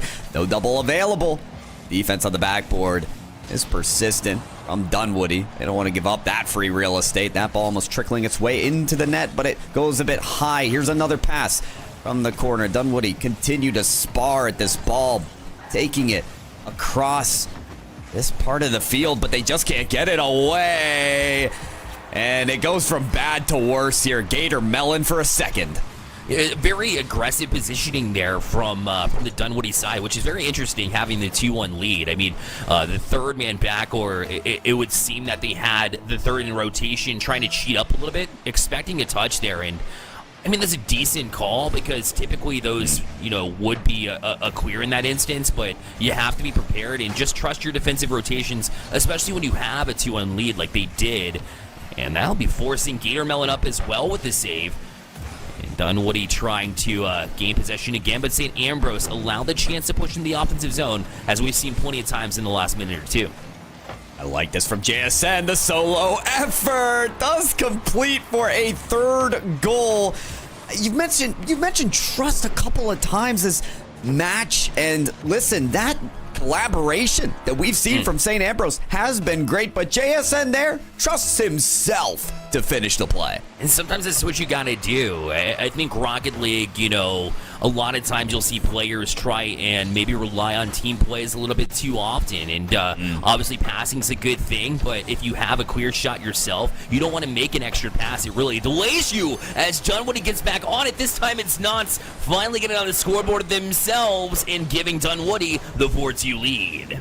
JSN being the catalyst once again, but crossbar down goes Knots. I mean, that's one heck of a first statement to make if you're looking to get on the board and show St. Ambrose what you got. Dunwoody making it very difficult for St. Ambrose to look at a chance to get back into this game, though. They're taking every opportunity they can get. Back up, St. Ambrose, a good touch away, but it's left in the box though, so maybe not as good as it appeared. Still wasn't able to find its way in, and now a touch out to the corner. And Dunwoody, few chances from St. Ambrose that they just haven't been able to bury, and that might have killed enough time. JSN back on it. Flamethrower needs to push it downfield. Instead, he'll be shielded there at midfield. Showlonkers tries to push forward. It's too late. It'll be a Dunwoody game number 1 win, and we said a strong start was necessary. Maybe the first minute and a half, but to complete the job in game number 1 is huge for them. Absolutely. I think namely what they were able to do in terms of having the tone setter in this match was climbing out of the hole they put themselves in when St. Ambrose came back with these next 2 goals, right? Dunwoody had that 2-goal lead. St. Ambrose took advantage of the mistakes from Dunwoody, but they still had that mid-game adaptation to make the shots work and stay in the lead. That speaks so much attitude and breath of life into this Dunwoody team, is that when their back's against the wall, they're ready to push right back. Yeah, and for me, St. Ambrose, coming in here at this 5-1 record, maybe, doubted themselves a little bit, or what kind of overlooked this matchup, and you can't overlook any matchups in the Emergence Division, because they can come by surprise, especially Dunwoody, who's just outside that threshold of the top 3. I mean, you have to be on your game constantly throughout. Now, I know it's just game 1, right, so don't want to get ahead of myself, but I'm just saying that Dunwoody Hawks University, they've either shut out a team or have been shut out. So for St. Ambrose, they're actually going to have to break that streak if they want to win this series. They are. I feel like the streak's got to be broken today, right, You think Bearlight? so? I mean, these are such competitive teams. Yet, Dunwoody varsity, they want to be a part of that top 3. They don't want to be what you mentioned them as, Bearlight, which is just outside of it, fringing upon that upper status of this Emergence Heartland division. They want a taste of it, and they can get it right here, right now. They've given themselves the best start to it. We'll see if momentum pays in their favor here for Game 2. And what a big match win that would be as well, against such a big team late in the season as well. Just one more week after this one in the regular season to go into the playoffs hot is everything for NECC. We've seen it so many times, even at lower seeds, and this would actually help their seedage. It really does help them. They are able to continue that as well. Raw's got them on the board here. They're up 1-0 yet again. I love the way they're crashing the boards as well. Look at how Knots just flies right up to that ball and doesn't really give St. Ambrose room to breathe. Normally on the backboard, you can just kind of crawl your way around, wait for the ball to come to you, maybe eat up the ball and get a couple extra touches. No, not when Knots is performing that type of pressure. St. Ambrose are realizing the pace of the game has to quicken, so they do just that. That attack, though, goes without any results, and they've got to go back on defense. Very uncharacteristic. St. Ambrose, I've seen them leave the backboard open a multitude of times. Luckily, they got away with it that time around, but, I mean, the defensive rotations have been stronger for Dunwoody versus St. Ambrose. That's not something we see very often, although a big save there from Flamethrower will help out St. Ambrose and push this one all the way back to the corner, where JSN was able to get the initial touch past one. There is nobody back. This one will be a tap in, almost bounced across, but it still bounces in. JSN has been hot in this series. JSN continues to make a spectacle of the performance for this match, but while JSN has the answers, I still have questions for St. Ambrose. No player should be able to take that ball coast to coast as easily as JSN did. I was questioning the third man from St. Ambrose in game number 1, and let me tell you, Bear Light, the questions just keep coming. Yeah, you have to challenge JSN at this point, right? I mean, this has been a couple of times where that's been the case. It wasn't just that easy chance that he had recently. That's a couple of solo plays already that should have been shut down, quite frankly. And I say should be, because the expectations are high for a team that's at this level. We'll see if they can make the adjustments accordingly. I know St. Ambrose is one of those teams that is definitely well managed, well coached as well, so that's going to be a big beneficiary moving down into the later half of this series. But JSN continues to force some issues there for the defense of St. Ambrose, and he constantly is just a nuisance, so hard to get around. So much at stake here for St. Ambrose. Last time they were down 0-2 was game number 1, and they answered with 2 of their own. How are they gonna manage that answer, that type of response this time around? Maybe a wild 50-50 right off of the corner of the net. Inches away from the ball, sort of finding its way into the net on its own. Instead, Raw trying to get midfield control here with a solo air dribble.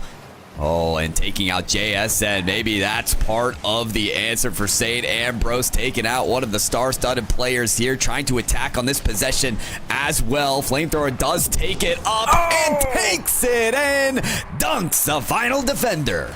And we say so much about, age, right? So Gatormelon being the grad student of the bunch of younger players here on this St. Ambrose team, but it's all about actions, right? It's not just an empty statement that he's a leader because he's one of the older ones here on the squad. No, he was demoing JSN, one of the players that is forced to kind of do it solo from time to time. And so that was step 1 in the process. Once things finally broke down defensively and in rotation for Dunwoody because of it, that's when he saw Flamethrower step up and get that double touch with authority. Love what St. Ambrose has done to make adjustments here in game number 2.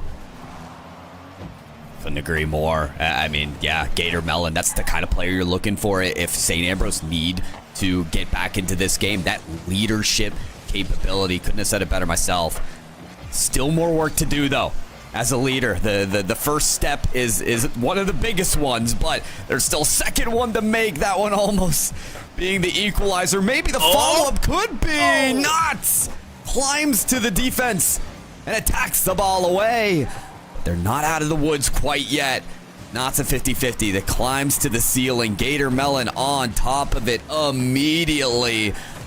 Ball goes across the width of the field now. Flamethrower does have half a tank of boost. Could catch this ball.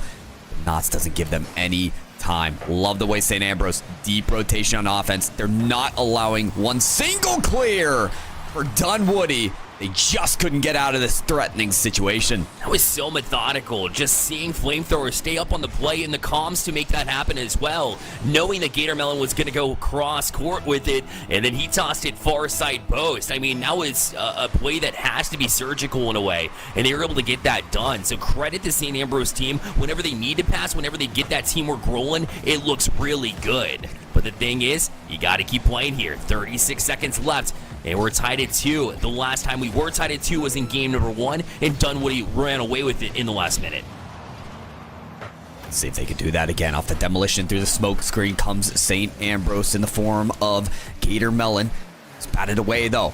There's a collision on the field. Raw hit back. One last defender. It's JSN though, the player that is the most difficult to get past. It's a hard booming clear. Matched up with another. Back to the half court line. Single digits on the clock. Elimination on St. Ambrose. Long clear of JSN. Out to nobody. Instead, it's hit towards the net and it lands back on the ground. Our first overtime of the series to determine if Dunwoody find a second game win or we get tied up in this series. And do you know how difficult it is for Raw in that situation to not go out and challenge, and that was the right call? But wait, we got Gator Melon putting it through. St. Ambrose able to come back in this game, and they've evened the series at 1 with the overtime winner. And who other than Gator Melon, Bearlight, the player you called out to make the show stand up. Wonderful work from St. Ambrose to answer back in this series. And I wanted to hear your point, Bearlight, but Gator Melon, he just shut you right down. And that's how Raw has to feel, because I was talking about his ability to play defensively, and then suddenly it all broke down. That decision-making defensively was there, but even stronger was St. Ambrose, and the fact that they just will not quit. I mean, that's the second time they've been down 2-0, able to dig out of that, number 1. But then also, this time around, it seemed like the adjustments were real, right? It really felt like, instead of when we were talking about game 1 and in the middle of that game, that St. Ambrose had a chance, I would tell you I don't think so.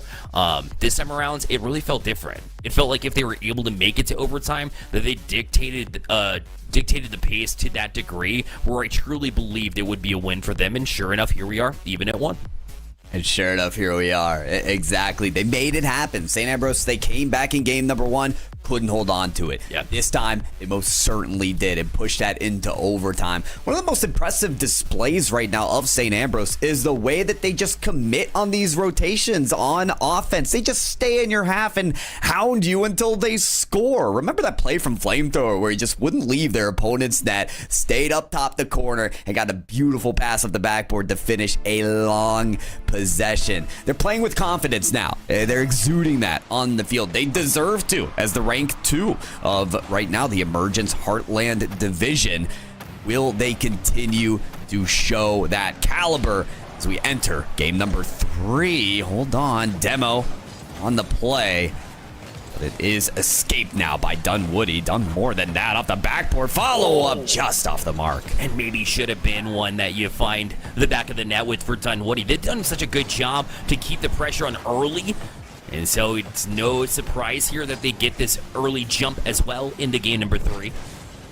And these two teams about as different as you can really imagine. I mean, for St. Ambrose, the only time you really see them succeed is when all 3 members of the team are clicking together in those passing moments. For Dunwoody, it's been all about JSN and his ability to create solo plays. His 1v1 ability definitely gives him an advantage. I think that's very clear. But don't ask me who I think is going to be the beneficiary of their respective strengths, because right now it has been dead even. And listen, that's what makes 2 top 4 teams right now in the division, is they find success in different ways. It's just a big question mark of how they stack up against each other so far. They've been rather even. But once they've sorted out each other's strengths, then how does the game play on? So far, bit of trench warfare in the midfield here. JSN does find a break there. Couldn't get the double to go off the backboard. Nice sidewall tackle. Maybe it's Knott's first there. No, nobody is first. The ball, it's just going to find the way to the back of net on its own. Raw is so patient, and his positioning is so different. I feel like it's unique to the point where it'll throw a curveball in the minds of their opponents. I mean, that was the point I was trying to make with Raw, was, you know, in that forcing of overtime by hitting it to the ground, all about the decision-making, knowing when to strike, when to stay back, and when to adjust. But, I mean, it's been different, a different story. It's been really helping them. Raw is proving that it's not JSN, although he will be the one that does find the back of the net, so maybe Raw and JSN having moments of their own. Yeah, Yeah, I think as the series evolves, right, it's going to be more players that kind of find their form. JSN, don't do it again. Come on now, off the crossbar. Doesn't get closer than that. Nah, it's going to leave it up for Ra. He actually was called off the play, I'm pretty sure, there, Bear Light. Just wanted Ra to take the shot instead. Yeah, and unfortunately, I don't know if he was on the same page because that shot should have been open. I think the last-second decision-making there kind of didn't quite do it for them. St. Ambrose, how many times they'll see a 2-0 against, and then they'll get the very next goal to cut the lead in half? Yeah, it's tough because when you give up a very juicy shot like that, you want to try to keep your head up, but then you're knocked down again, kicking them while they're down with that goal. St. Ambrose still climbing into this game right now with 3 minutes to go. Flamethrower on that back wall, trying to escape this possession right now of Dunwoody into the midfield. Knots is going to reverse it just to get back to that ball. The battle for midfield control just continues. Yeah, just stuck here whenever it gets there. That's a good passing point, though. Again, St. Ambrose challenging Dunwoody back. And this one will be forced all the way across the pitch. We're always waiting for it. This one bounces back out, though. Gator Melon read it just not well enough in order to get the angle necessary to put it on nets.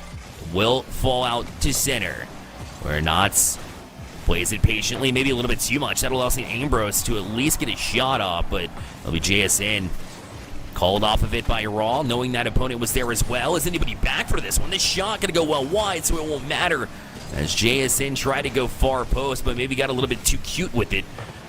And this one will find its way back into Dunwoody territory. 1:52 left on the clock. St. Ambrose now seeing Dunwoody back the other way. It's been a tilt here. Can Raw get back to this? He does, just in time to make a save. I feel like St. Ambrose are trying to give themselves as many chances as they can on offense. Ooh, that pass almost behind their teammate. And part of those opportunities come from just quick challenging JSN. He tried taking flight, but was immediately bumped away by Gator Melon, a player who probably knows best to get that opponent out of the equation.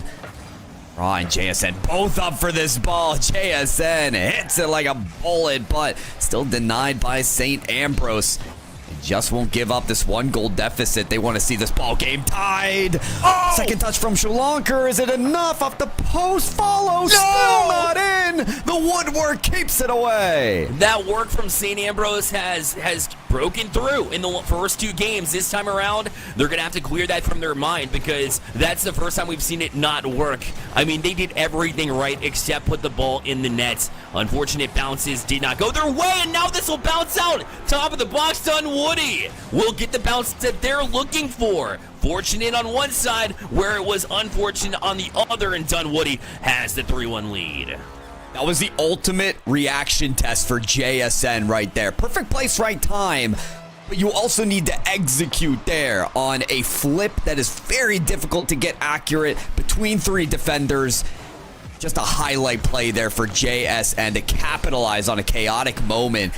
And it gives them a comfortable lead here with half a minute remaining. Shalonker right back down to his half, and they've got to find a way out to attack quickly. And that one's just a loose ball. I mean, you have to be eyeballing your teammates at this point. When you're down 3-1, you have to be methodical with it. You can't just be no-look passing it down the pitch unless it gets to this desperation moment now with 7 seconds left. They try to push forward. This one up in the air. A chance for a shot here. Can they tap it down with the redirect? They can. And so time will run out on St. Ambrose in this one. Dunwoody is now 1 game away from taking the series, Pyro. Oh, they were 1 game away in game 2. Couldn't make it happen as St. Ambrose got 3 uncontested goals, but this time they're able to clamp the lid shut on the scoring of St. Ambrose after their first goal. Instead, the JSN show just continued. You saw that play there, had the great reaction for the 3rd goal. It's just a one player, Bear Light, that is so difficult to stop. Constantly just nuisance. I mean, JSN has been a difference maker in every single way. I credit Raw for making great decisions as well when needed, but I mean, just they do a great job of just sticking out of the way. If you have a difference maker on your team, especially if they're the hot hand, as we say in the industry. It's just you have to continuously know what you need to do, know how to be a role player versus having to steal the spotlight. So I give a lot of credit to Dunwoody and the rest of this roster for recognizing that that's the case, kind of hopping out of the way sometimes, but knowing when its happens available, so not getting too timid where you're missing opportunities, which is, unfortunately for St. Ambrose has been a factor a couple of times here. So we head into game number 4 now, where Dunwoody the chance to close out, and right off the bat again, that's 4 out of 4 games where they've had the lead off the bat. Unbelievable. Not the way you want this game to begin if you're St. Ambrose. That ball just taking advantage of there, JSN. And listen, when the ball's loose and you don't know who's going to pick it up, somehow, some way, it's JSN to be at the right place, the right time. And boy, did he put some heat behind that shot. Certainly did. There is, it's all about positioning to be able to be in the right place, right time constantly, and a bit of luck too. But I do truly believe you create your own luck by being as efficient as possible, and then that's when you find yourself in the correct spot. So, I mean, credit where credit's due. Off of that one, that was more of a kickoff chance, but yet again, ready for this opportunity. He did chip it back for Raw. Unfortunately, that one went a little bit farther back than Dunwoody wanted. That'll allow St. Ambrose to take a shot, and now they'll finally gain a little bit of offensive possession time. I mean, that was clearly one thing we did in game number 3 was St. Ambrose pushing back at the very end because Dunwoody was able to just control the pace, which is something we haven't seen in the second half of these games. Control the pace, as well as kind of show off their resiliency. Right, we had that long St. Ambrose possession, the same possession that always resulted in a goal, but they finally stood up to it and were able to clear it away. I mean, this is just another showing of what we're used to seeing. And we'll see if Dunwoody find that answer against it as the game goes on. Yeah, that was very quick conversion, so that's something that Dunwoody hasn't really seen in this series, and that's all about, St. Ambrose trying to get this back. Off the kickoff, the Flamethrower will get another one. This is not the time to fall apart for Dunwoody. You established a lead. You're going to force St. Ambrose to chase for the rest of the game and potentially their series if you're able to close it out. Instead, St. Ambrose is feeling a whole lot better here on top. It's funny because we're like in foreign territory right now for Dunwoody varsity, right? Officially, this is not a sweep or get swept. So how does this team adapt while they're trailing here mid-game, mid-series as well? That adaptation, we're not going to see it yet. A demolition, I think, on the shot taker, but no touch on the shot. Yeah, it was. So taken off the pitch there from the grave, able to get a goal there. So even when they're not on the pitch, St. Ambrose still able to put it in the back of the net. And, I mean, you're right. We go back to what you were saying with from a macro standpoint, in the grand scheme of things, it's either sweep or be swept. In the micro sense, they haven't been trailing in a game past the 2-minute mark or before the 2-minute mark has passed. Yeah. So it's also about how do you play from behind, because they've been ahead basically this entire series. In fact, St. Ambrose, the one time that they won, they only led for that goal in overtime. So this is really the first time that St. Ambrose has had an extended lead.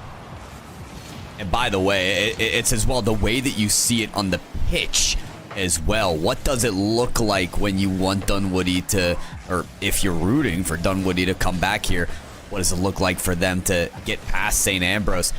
They've just got to take their chances where they come. There's no deep offensive rotations here. It's tightening the corners like Raw just did there. Cutting off rotation in a sense to make matters worse for St. Ambrose. It almost results in a goal. There is a diving save from St. Ambrose to put it away. Now they've got to race back, and they're going to at least contest that first shot from St. Ambrose. Bomb from the last line as well. Dunwoody did a great job to handle that, to fight off the pesky St. Ambrose team who jumped out in front to get a couple bumps. And now Dunwoody need to push forward. They do get a little bit of breathing room because of that demo, but not speeding to it yet again as St. Ambrose continues to play with speed. That one's a high Pass out to Gator Melon, who tries the waterfall down to try to find a teammate, but unfortunately he'll find Dunwoody instead. They're in transition now. Off the back wall it goes. Now back down the field, that's a passing play. The stretch pass found him, St. Ambrose. I said that they weren't playing the back wall previously. Well, that's exactly how you do play it to get that pass so far down the field. And not to mention, that wasn't the first long clear we saw in that series of play. It's like where volleyball, there's a bump, set, spike. That was just set, spike, see who can land the shot first. And St. Ambrose, they were the ones that landed the spike. They got the redirect to go. So that aerial capability showing its strength on St. Ambrose's side, and a 3-goal lead looking rather convincing here in Game 4. You expect to see a whole lot more of that stretch pass as well. I mean, that's just training packs that these players go through on a regular basis. The down the field redirect in a sense, but really just a passing play, finding that angle while you're up in the air and being able to adjust to it because the stretch pass is so hard to get exactly accurate. So it's really up to the shot taker to get the right angle, and a couple of times for St. Ambrose, they are off the mark and finally found it. And they've been really good with this strategy right now, obviously, needless to say. Although Knott's almost got that read. Will he set up all the shot a little wide as well? And now St. Ambrose back, as this was the full court press shown by Dunwoody and shut down by St. Ambrose. I mean, Kyle, like you see it, that was the opportunity. That was the chance right there for Dunwoody Varsity if they're looking to win this game. So close on the shot taking. We have seen some of that precision on the shot taking. Missed the mark just a little bit. They will get another chance here. Off of the backboard, JSN not on target. The clear does come through for Gator Melon. And, well, now it's all about that Game 5 that we know we're going to get now. Fair light between the 2 and the 4 seeds of this Emergence Heartland division. We said it could be close if that sweeper gets swept theme for Dunwoody this season discontinued. It has, and we will get a Game 5. Necessary for Dunwoody to be able to stop these downfield passes. They have to be able to read those with authority. Their midfield presence is going to need to set up earlier and be able to challenge these opportunities earlier, or, you know, be able to at least challenge the shooter whenever it comes off the top of the car. I mean, St. Ambrose in those transition plays were so good, as you see right there with Flamethrower, that it's just, you have to be able to cut that off. You can anticipate it now, and I didn't see enough, you know, mistakes in the game of Dunwoody to believe that they're out of the series by any means. They got here in the first place. Plus, they're pretty good at scoring the first goal of every single game that we've played so far tonight. Sure. So I expect that to continue here. Otherwise, St. Ambrose might be able to run away with this. We'll keep an eye out for that first goal and the kickoff goals, in which 2 of them did happen in that last game. But right now, St. Ambrose, they're just playing to their strengths. They know that those long possessions do equate into goals for them. Now they know that those downfield passes connect as well, where they're winning in that form. And, you know, they're taking advantage of these missed shots from their opponents as well. So I think St. Ambrose University, they found their form, and now they're just a really difficult team to stop. Dunwoody Varsity, it's sooner rather than later that you want to find a returning punch here, as Game 5 Champions Field has begun. Yeah, and they have that first possession yet again. The pass across the chase in. What a save! Still there, though. Not able to tap it in. So as much defense as you try to put on this Dunwoody team, their identity, score early, and they're able to get it done. Just barely this time, though. And again, it was a necessity based on the dominance we saw from St. Ambrose in the last game. Dunwoody Varsity, yes, every single game begin with this first goal, but don't pump the brakes. Don't get comfortable, because we saw what happened, Dunwoody Varsity, when you lose the lead early on the game. It doesn't look pretty. So keep those engines running and try to keep that lead going. They will narrowly bat that shot away. Oh, man. Lots of chances both ways. This is what you love to see in a Game 5. This has been exciting from the get-go. If you're tuning in to the NECC on a Friday night, you are in the right place. Has already been quite the night as we continue that pattern here in this series. As now this one will play high as St. Ambrose find themselves down for the 5th time out of 5 games here to kick things off. Gatormelon trying to change that. Try to get the tap down. Instead, JSN will leave it. He'll head down the pitch, maybe looking for a bump, a demo, something. And now he's got plenty of room. Knots challenge the double commit, but the shot gonna go wide. And now the other way in transition, Gator will rip it and just barely gets past Raw, but it won't matter. It's still a tie game.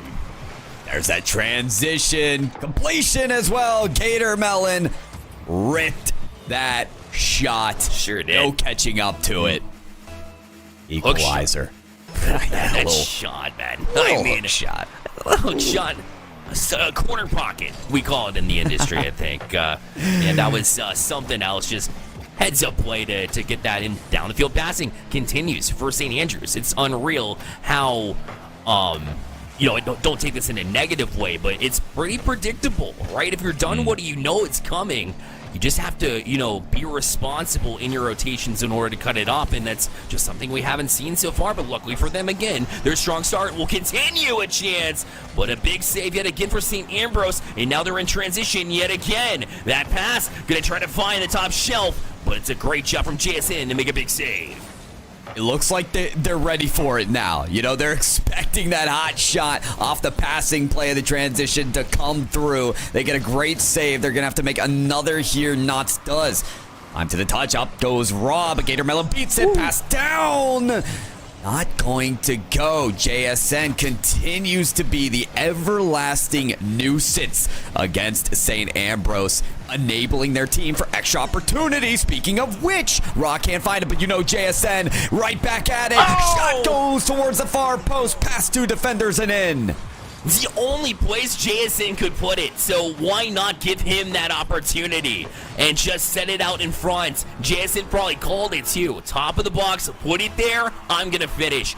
Good recognition that the far side post was the open spot.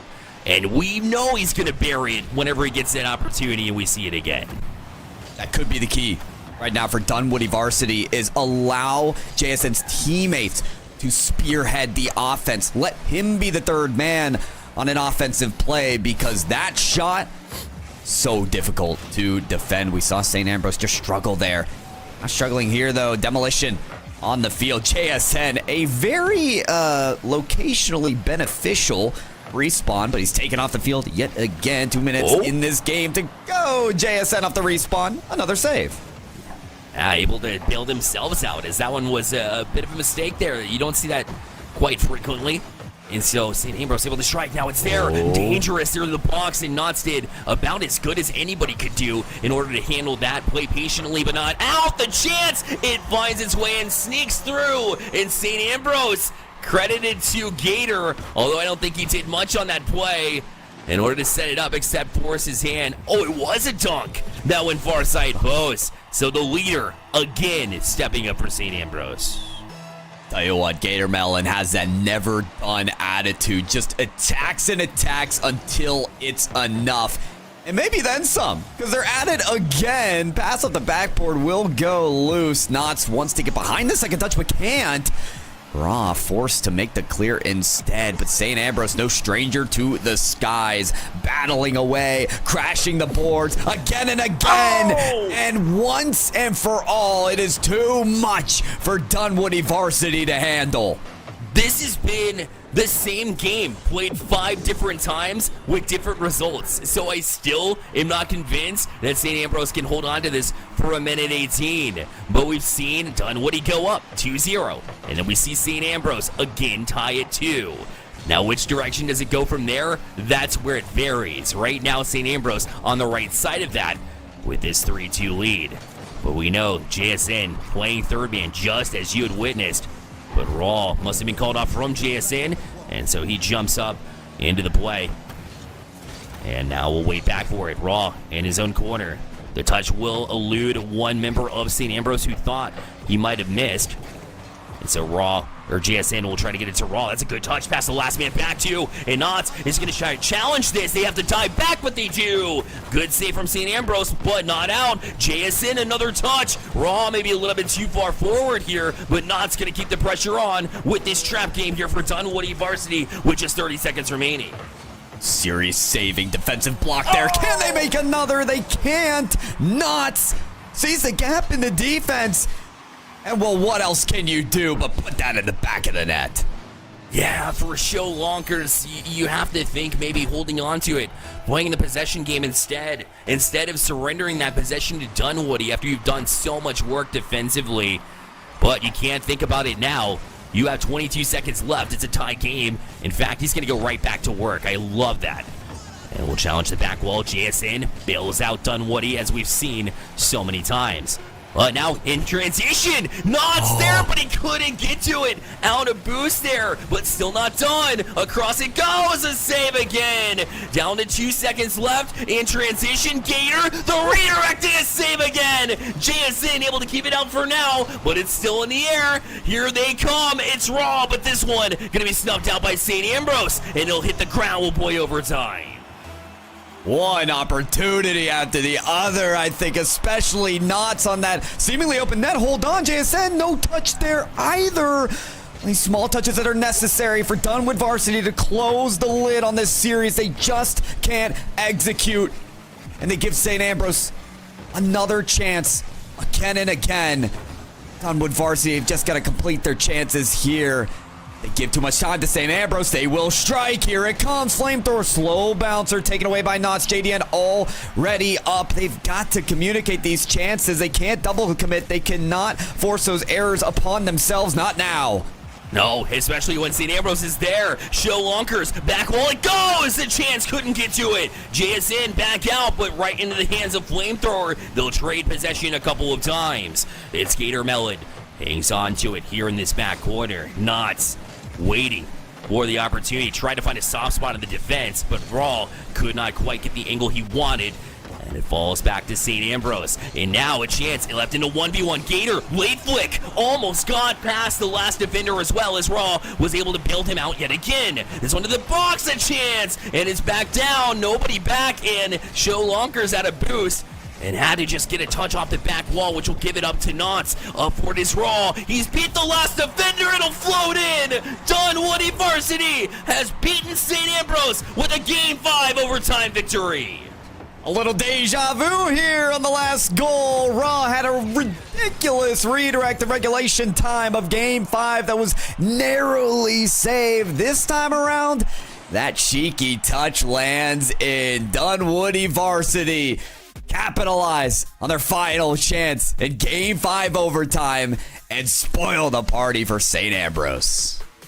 That's hanging into a play, into a match. I mean, they've had the lead, and it still, like, the entire match, and yet it still felt like they were the ones chasing the games just because of how efficient St. Ambrose was on a 4 out of 5 time basis. I think St. Ambrose, if they had gone 5 out of 5, and I'm really referring to the first minute or so, if they started games on time, this series would have been all St. Ambrose.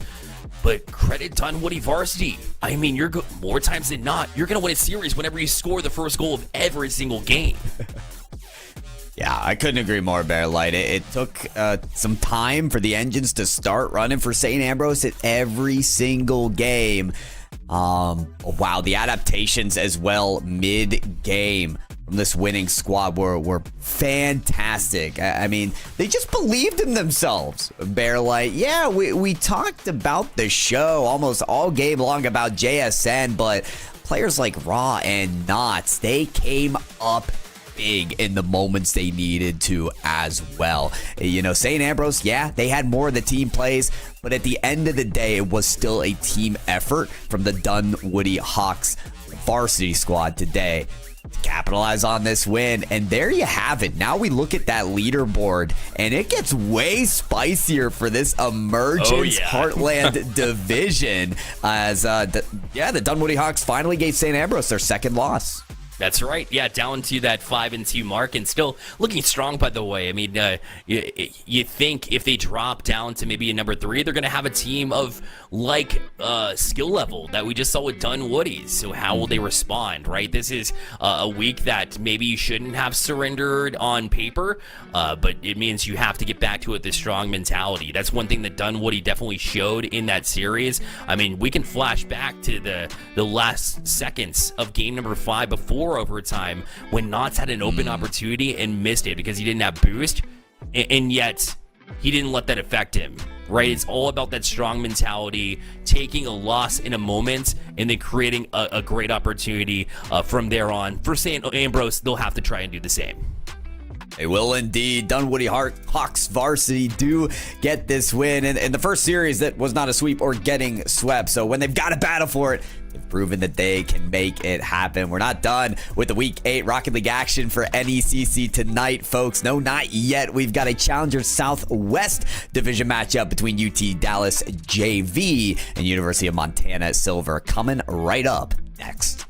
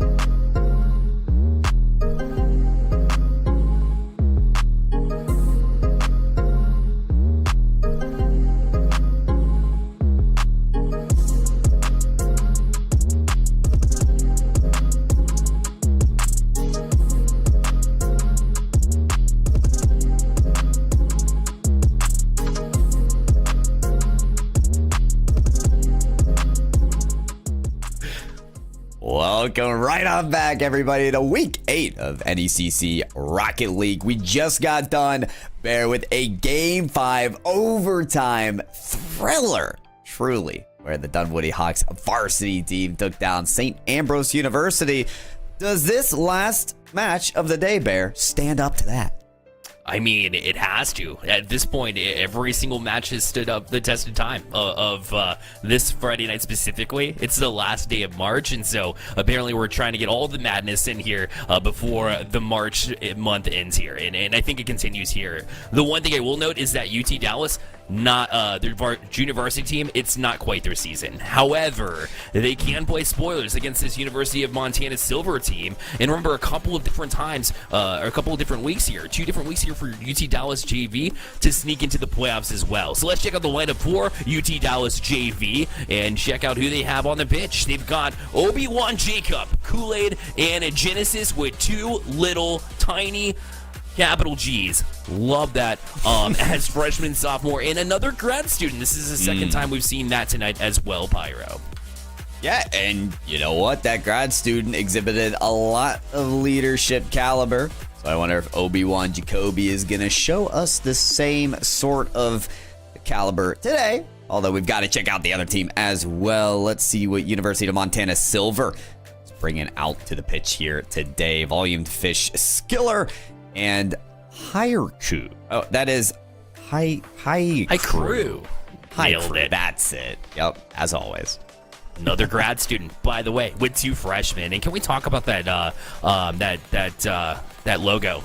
Oh my goodness! I mean, the 16-bit is fantastic. Montana, of course, the Bears coming in and at 3 and 4 mark, they've got their playoff run solidified. But that being said, they still have to get the job done, and that's really what the I feel like is going to be the statement made here for this roster here. Is just, you know, you have a mission here. This team hasn't, across the pitch, it hasn't really challenged a whole lot this season, and so the last thing you want to do is go to sleep, especially on a team in a recognizable name like UT Dallas. Yeah. Right, their varsity team is outstanding, and their JV team also gets that mentorship because that program is so established, and they're really trying to build that depth. So the last thing you want to do is take a nap here this second to last week.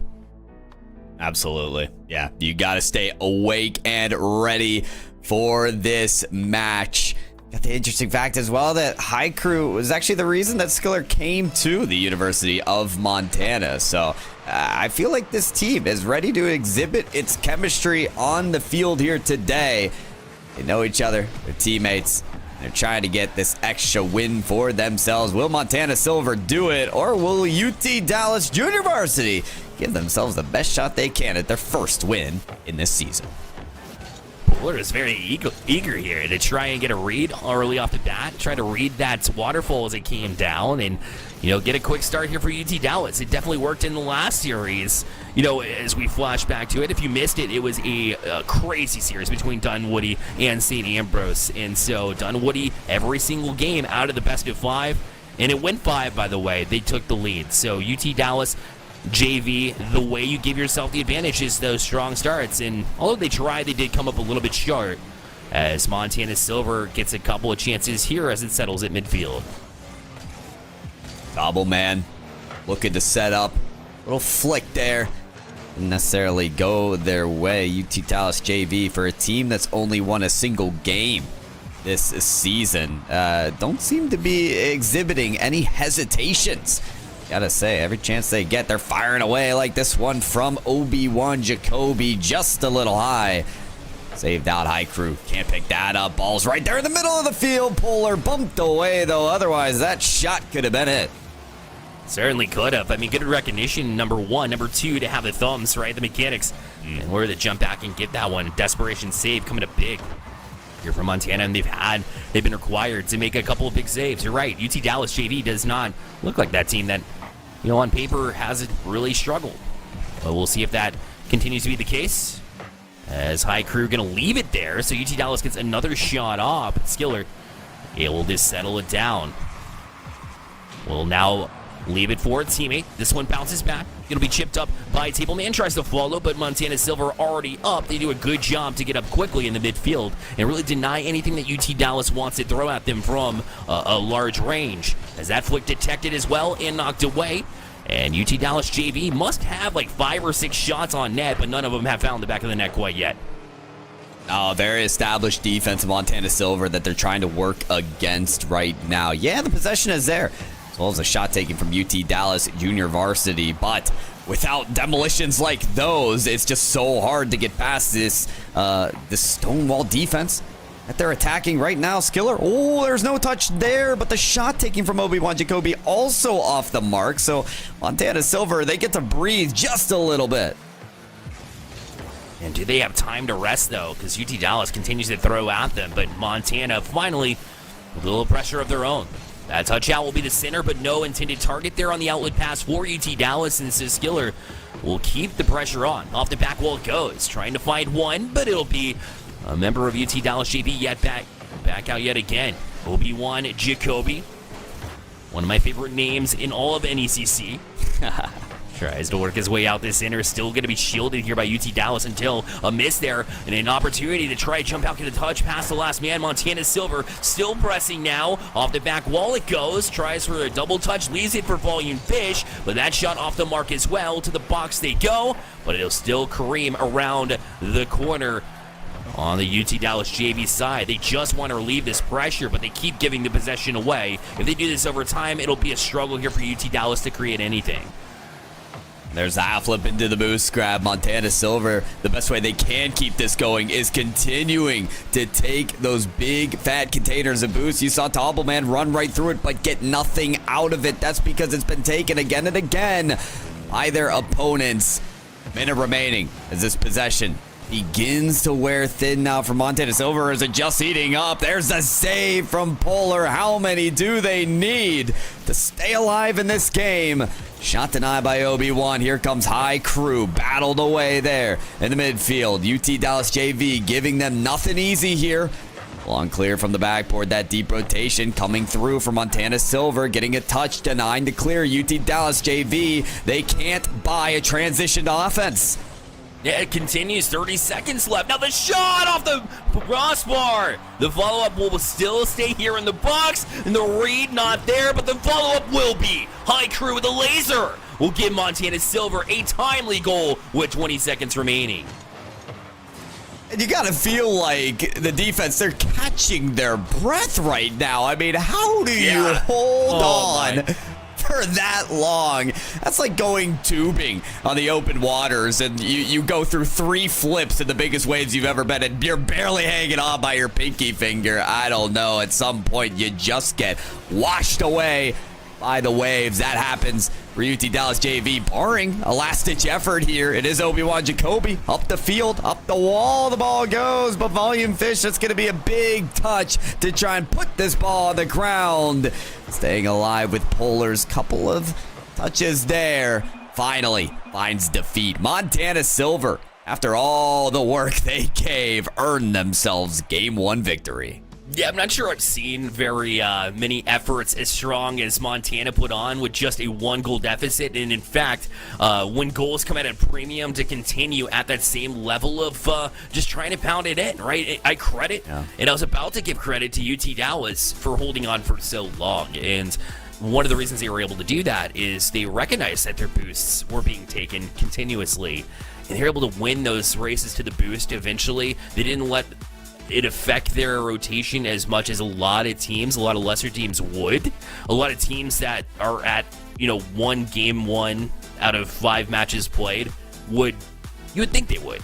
But he's still strong. I mean, that 1 goal, eventually it's a bend but don't break method, but when you hold off for so long, eventually it will break through.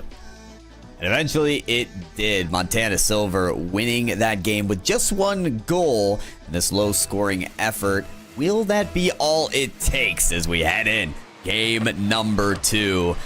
This long-standing war. You can't even call it a battle. It is a full-on war at this point just to earn a single point on the scoreboard. Yeah, goals coming at a premium means you want to you want to put as many shots on. Now High Crew, though, going to get an early one just by a little tiny cut back behind the last defender. Check this one again as Skiller, just last man not prepared, had no idea that High Crew was sitting there in the slot. This is the game of Rocket League right here, folks. You got to react as quickly as possible because I don't think either of those two players in the midfield expected that ball to jut out in position right in front of them. It was just a quicker reactions from Montana Silver that earns them the first goal. Or on your feet plays like that could favor Montana Silver as they are ready and primed for those moments. High Crew gonna play it high here. Puller forced to get a touch out to the corner, which is not what you want to do against Montana because you know they've been guarding them very often, very frequently. They've had that locked down, and High Crew well, the chance to get back to it. That's a quick flip reset that will throw it past two members of the defensive UT Dallas, but we'll do no more. Fish has to wait for this one to come back down. He missed, but recognized by Skiller will allow them to at least attack the box here momentarily. High Crew waits for it.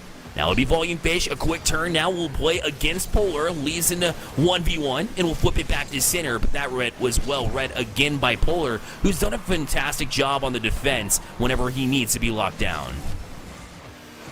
Most certainly, but of course you imagine these players don't want to play defense that long. It's not the incredible defense that they're worried about anymore. They don't want to be on their own end of the field, yet here they go again. High Crew on the right side of that ball, but the ball not on the right side of the near post does find its way out. Problem, man, that is a precarious position to be in, but here come Montana Silver again. Great mechanical display here from High Crew, but bumped away by their own teammate. Little miscommunication there to deny the fantastic solo play there from High Crew. Yeah, UT Dallas JV giving up a lot more room than I'm comfortable with them allowing, especially when you have that high mechanical play from Montana. They've proven their ability to do so, so that allows them to play patiently, maybe bring it back down in a flip reset fashion to get a pinch. There are so many options whenever you leave that much space. So I'd like to see them challenge a little bit earlier and get out there. See that challenge late again. And Montana able to carry out this center. In fact, High Crew B1, another touch. The extra and almost bumped the last man out there. But instead it'll be floated back as a pass attempt, but that's cut off in the process as UT Dallas JV trying to play out in transition left for Polar, but all he could do is really pop it back up. And so no progress made as Montana will play it back into the UT Dallas zone. And that pass across was met in the box as well. And Montana, again, just allowed all this space. And they'll challenge Polar here to try to get to it. Eventually, an outlet pass, and UT Dallas not able to do much with that shot opportunity as well, and Montana will collect. I am seeing UT Dallas JV start to make quicker challenges, deny that space that you're discussing here, Bearlight, and disallowing Montana Silver to get those patient solo plays going. It is affording them more possession as well. The patience needs to be exuded on offense too. A lot of these chances on transition from UT Dallas JV, they're just given away. That touch, especially at the side wall, just gives another look, another elongated possession for Montana Silver to hold on to this 1-goal lead and essentially play keep away. High Crew flip reset right over the defenders. The space is granted and the moment is taken for High Crew. And that's what I've been talking about there in High Crew. I mean, does such a good job with that air roll right in order to get around it. It's so quick. It happens so fast to flip yourself 180 to get that flip reset. And UT Dallas, you got to stop giving them that much room, that much respect. I get it. But High Crew can come up with plays like that, mechanically gifted and able to find the back of the net. UT Dallas, I mean, not looking that much worse than Montana Silver in a lot of these instances. But these 1-goal games, these 2-goal games, they add up over the course of the season. And unfortunately for UT Dallas, they've been on the wrong side of them a little bit more often than they prefer, I would say. And they're on the wrong side of the field as well. If they want any chance of winning this game right now, Obi-Wan Jacoby trying to get a hard press clear out here. Polar up on that sidewall, but still can't get to the ball quickly enough, nor on that save as well. Volume Fish taking the tally to 3.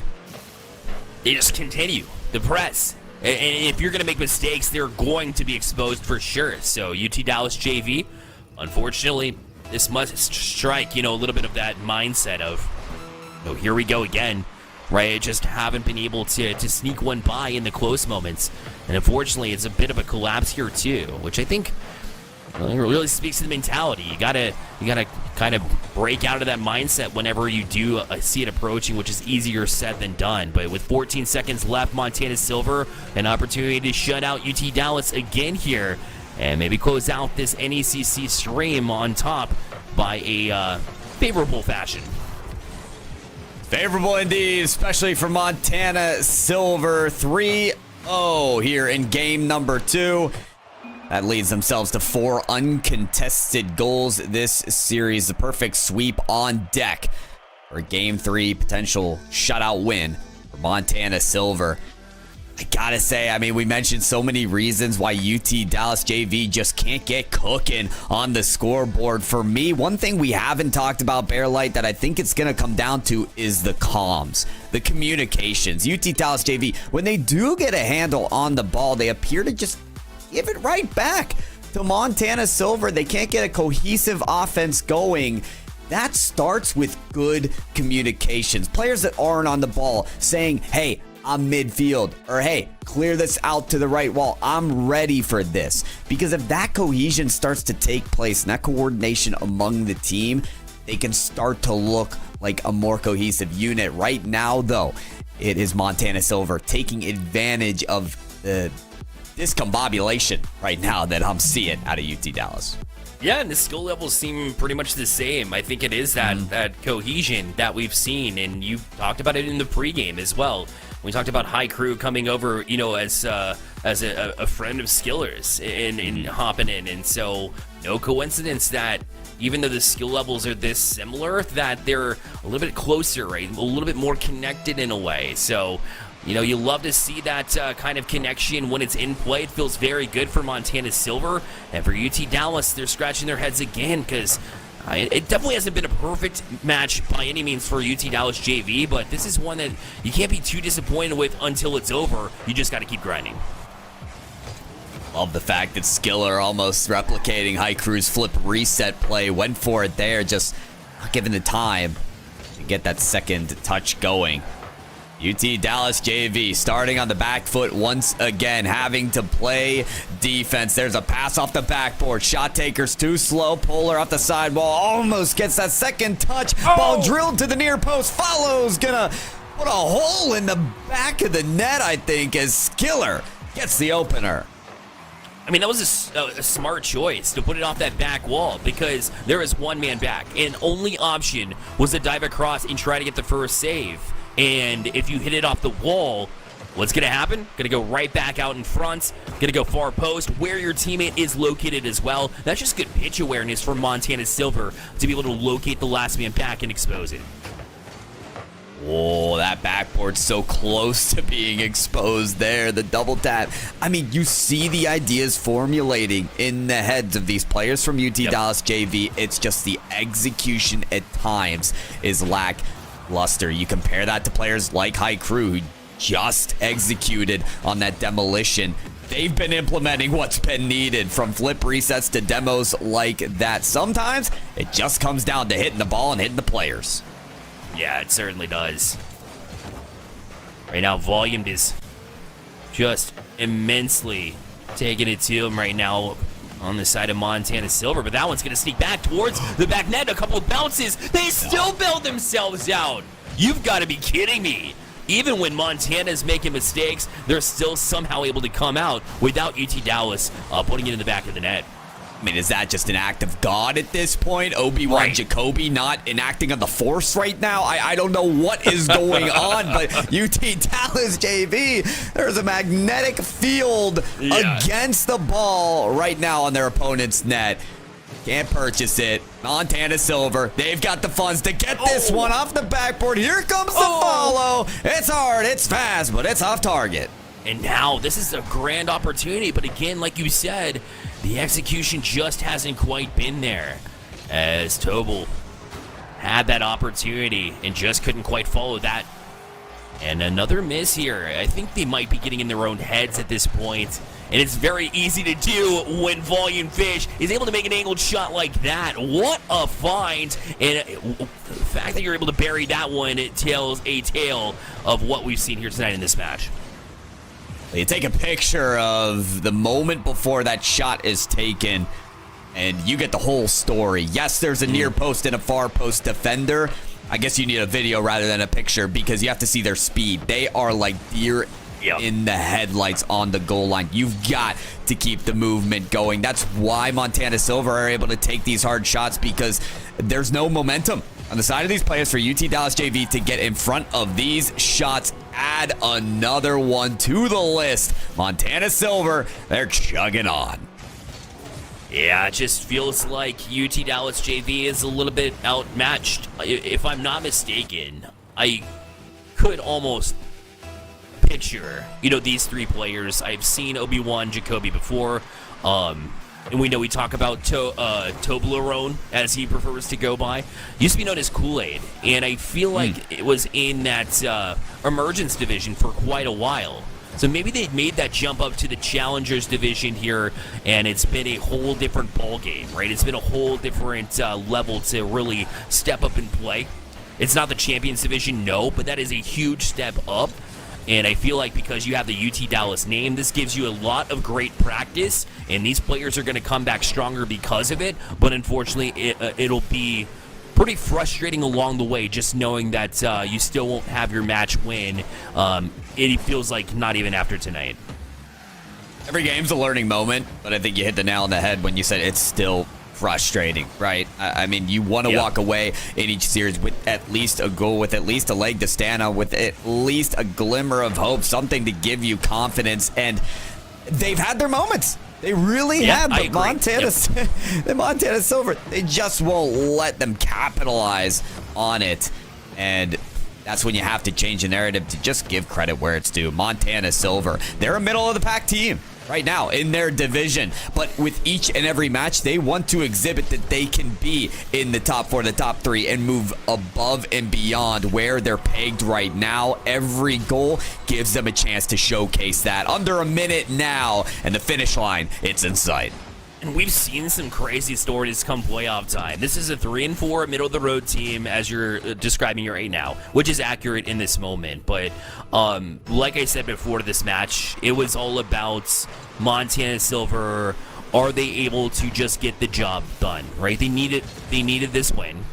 They knew it was, it's supposed to be an easy one on paper, but that never quite plays out the way you typically see it. So for them, getting the job done was the name of the game here tonight, and they did an excellent job of doing just that. And all they have to do is close out this last 30 seconds, and they'll be feeling pretty good heading into this last week. It will indeed. So let's close it out then. A good challenge there in the midfield. Polar, and they still got that last goal that could go in. A chance at it hinged on this play here. Oh, but it's just dismantled with that lovely air dribble from High Crew off their own backboard. Cobble to the midfield, to the ground. Almost.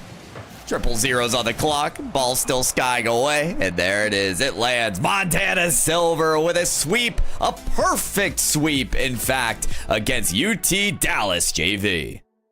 Not a single goal allowed. To credit the defense, they were outstanding. And even in that moment right there, when it seemed awkward, like everything was off in just one singular moment of Montana, and yet still they were not to be defeated here tonight. They got the job done. There's little more to say about this series, about these two teams than Montana feels good going in. Maybe they can be above that 500 mark walking into the playoffs, which will give them a decent shot here. They can actually jump 2 teams in this division in order to get into the playoffs at a little bit of a higher seed.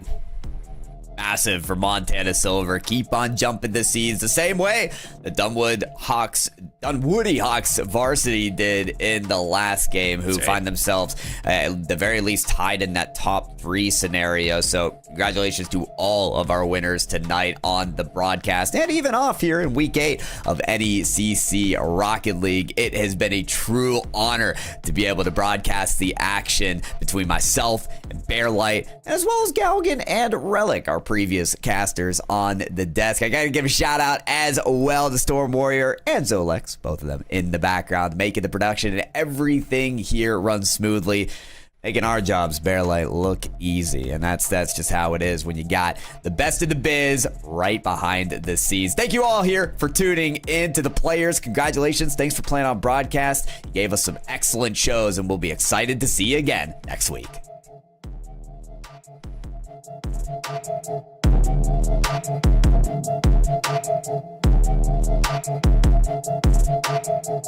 you.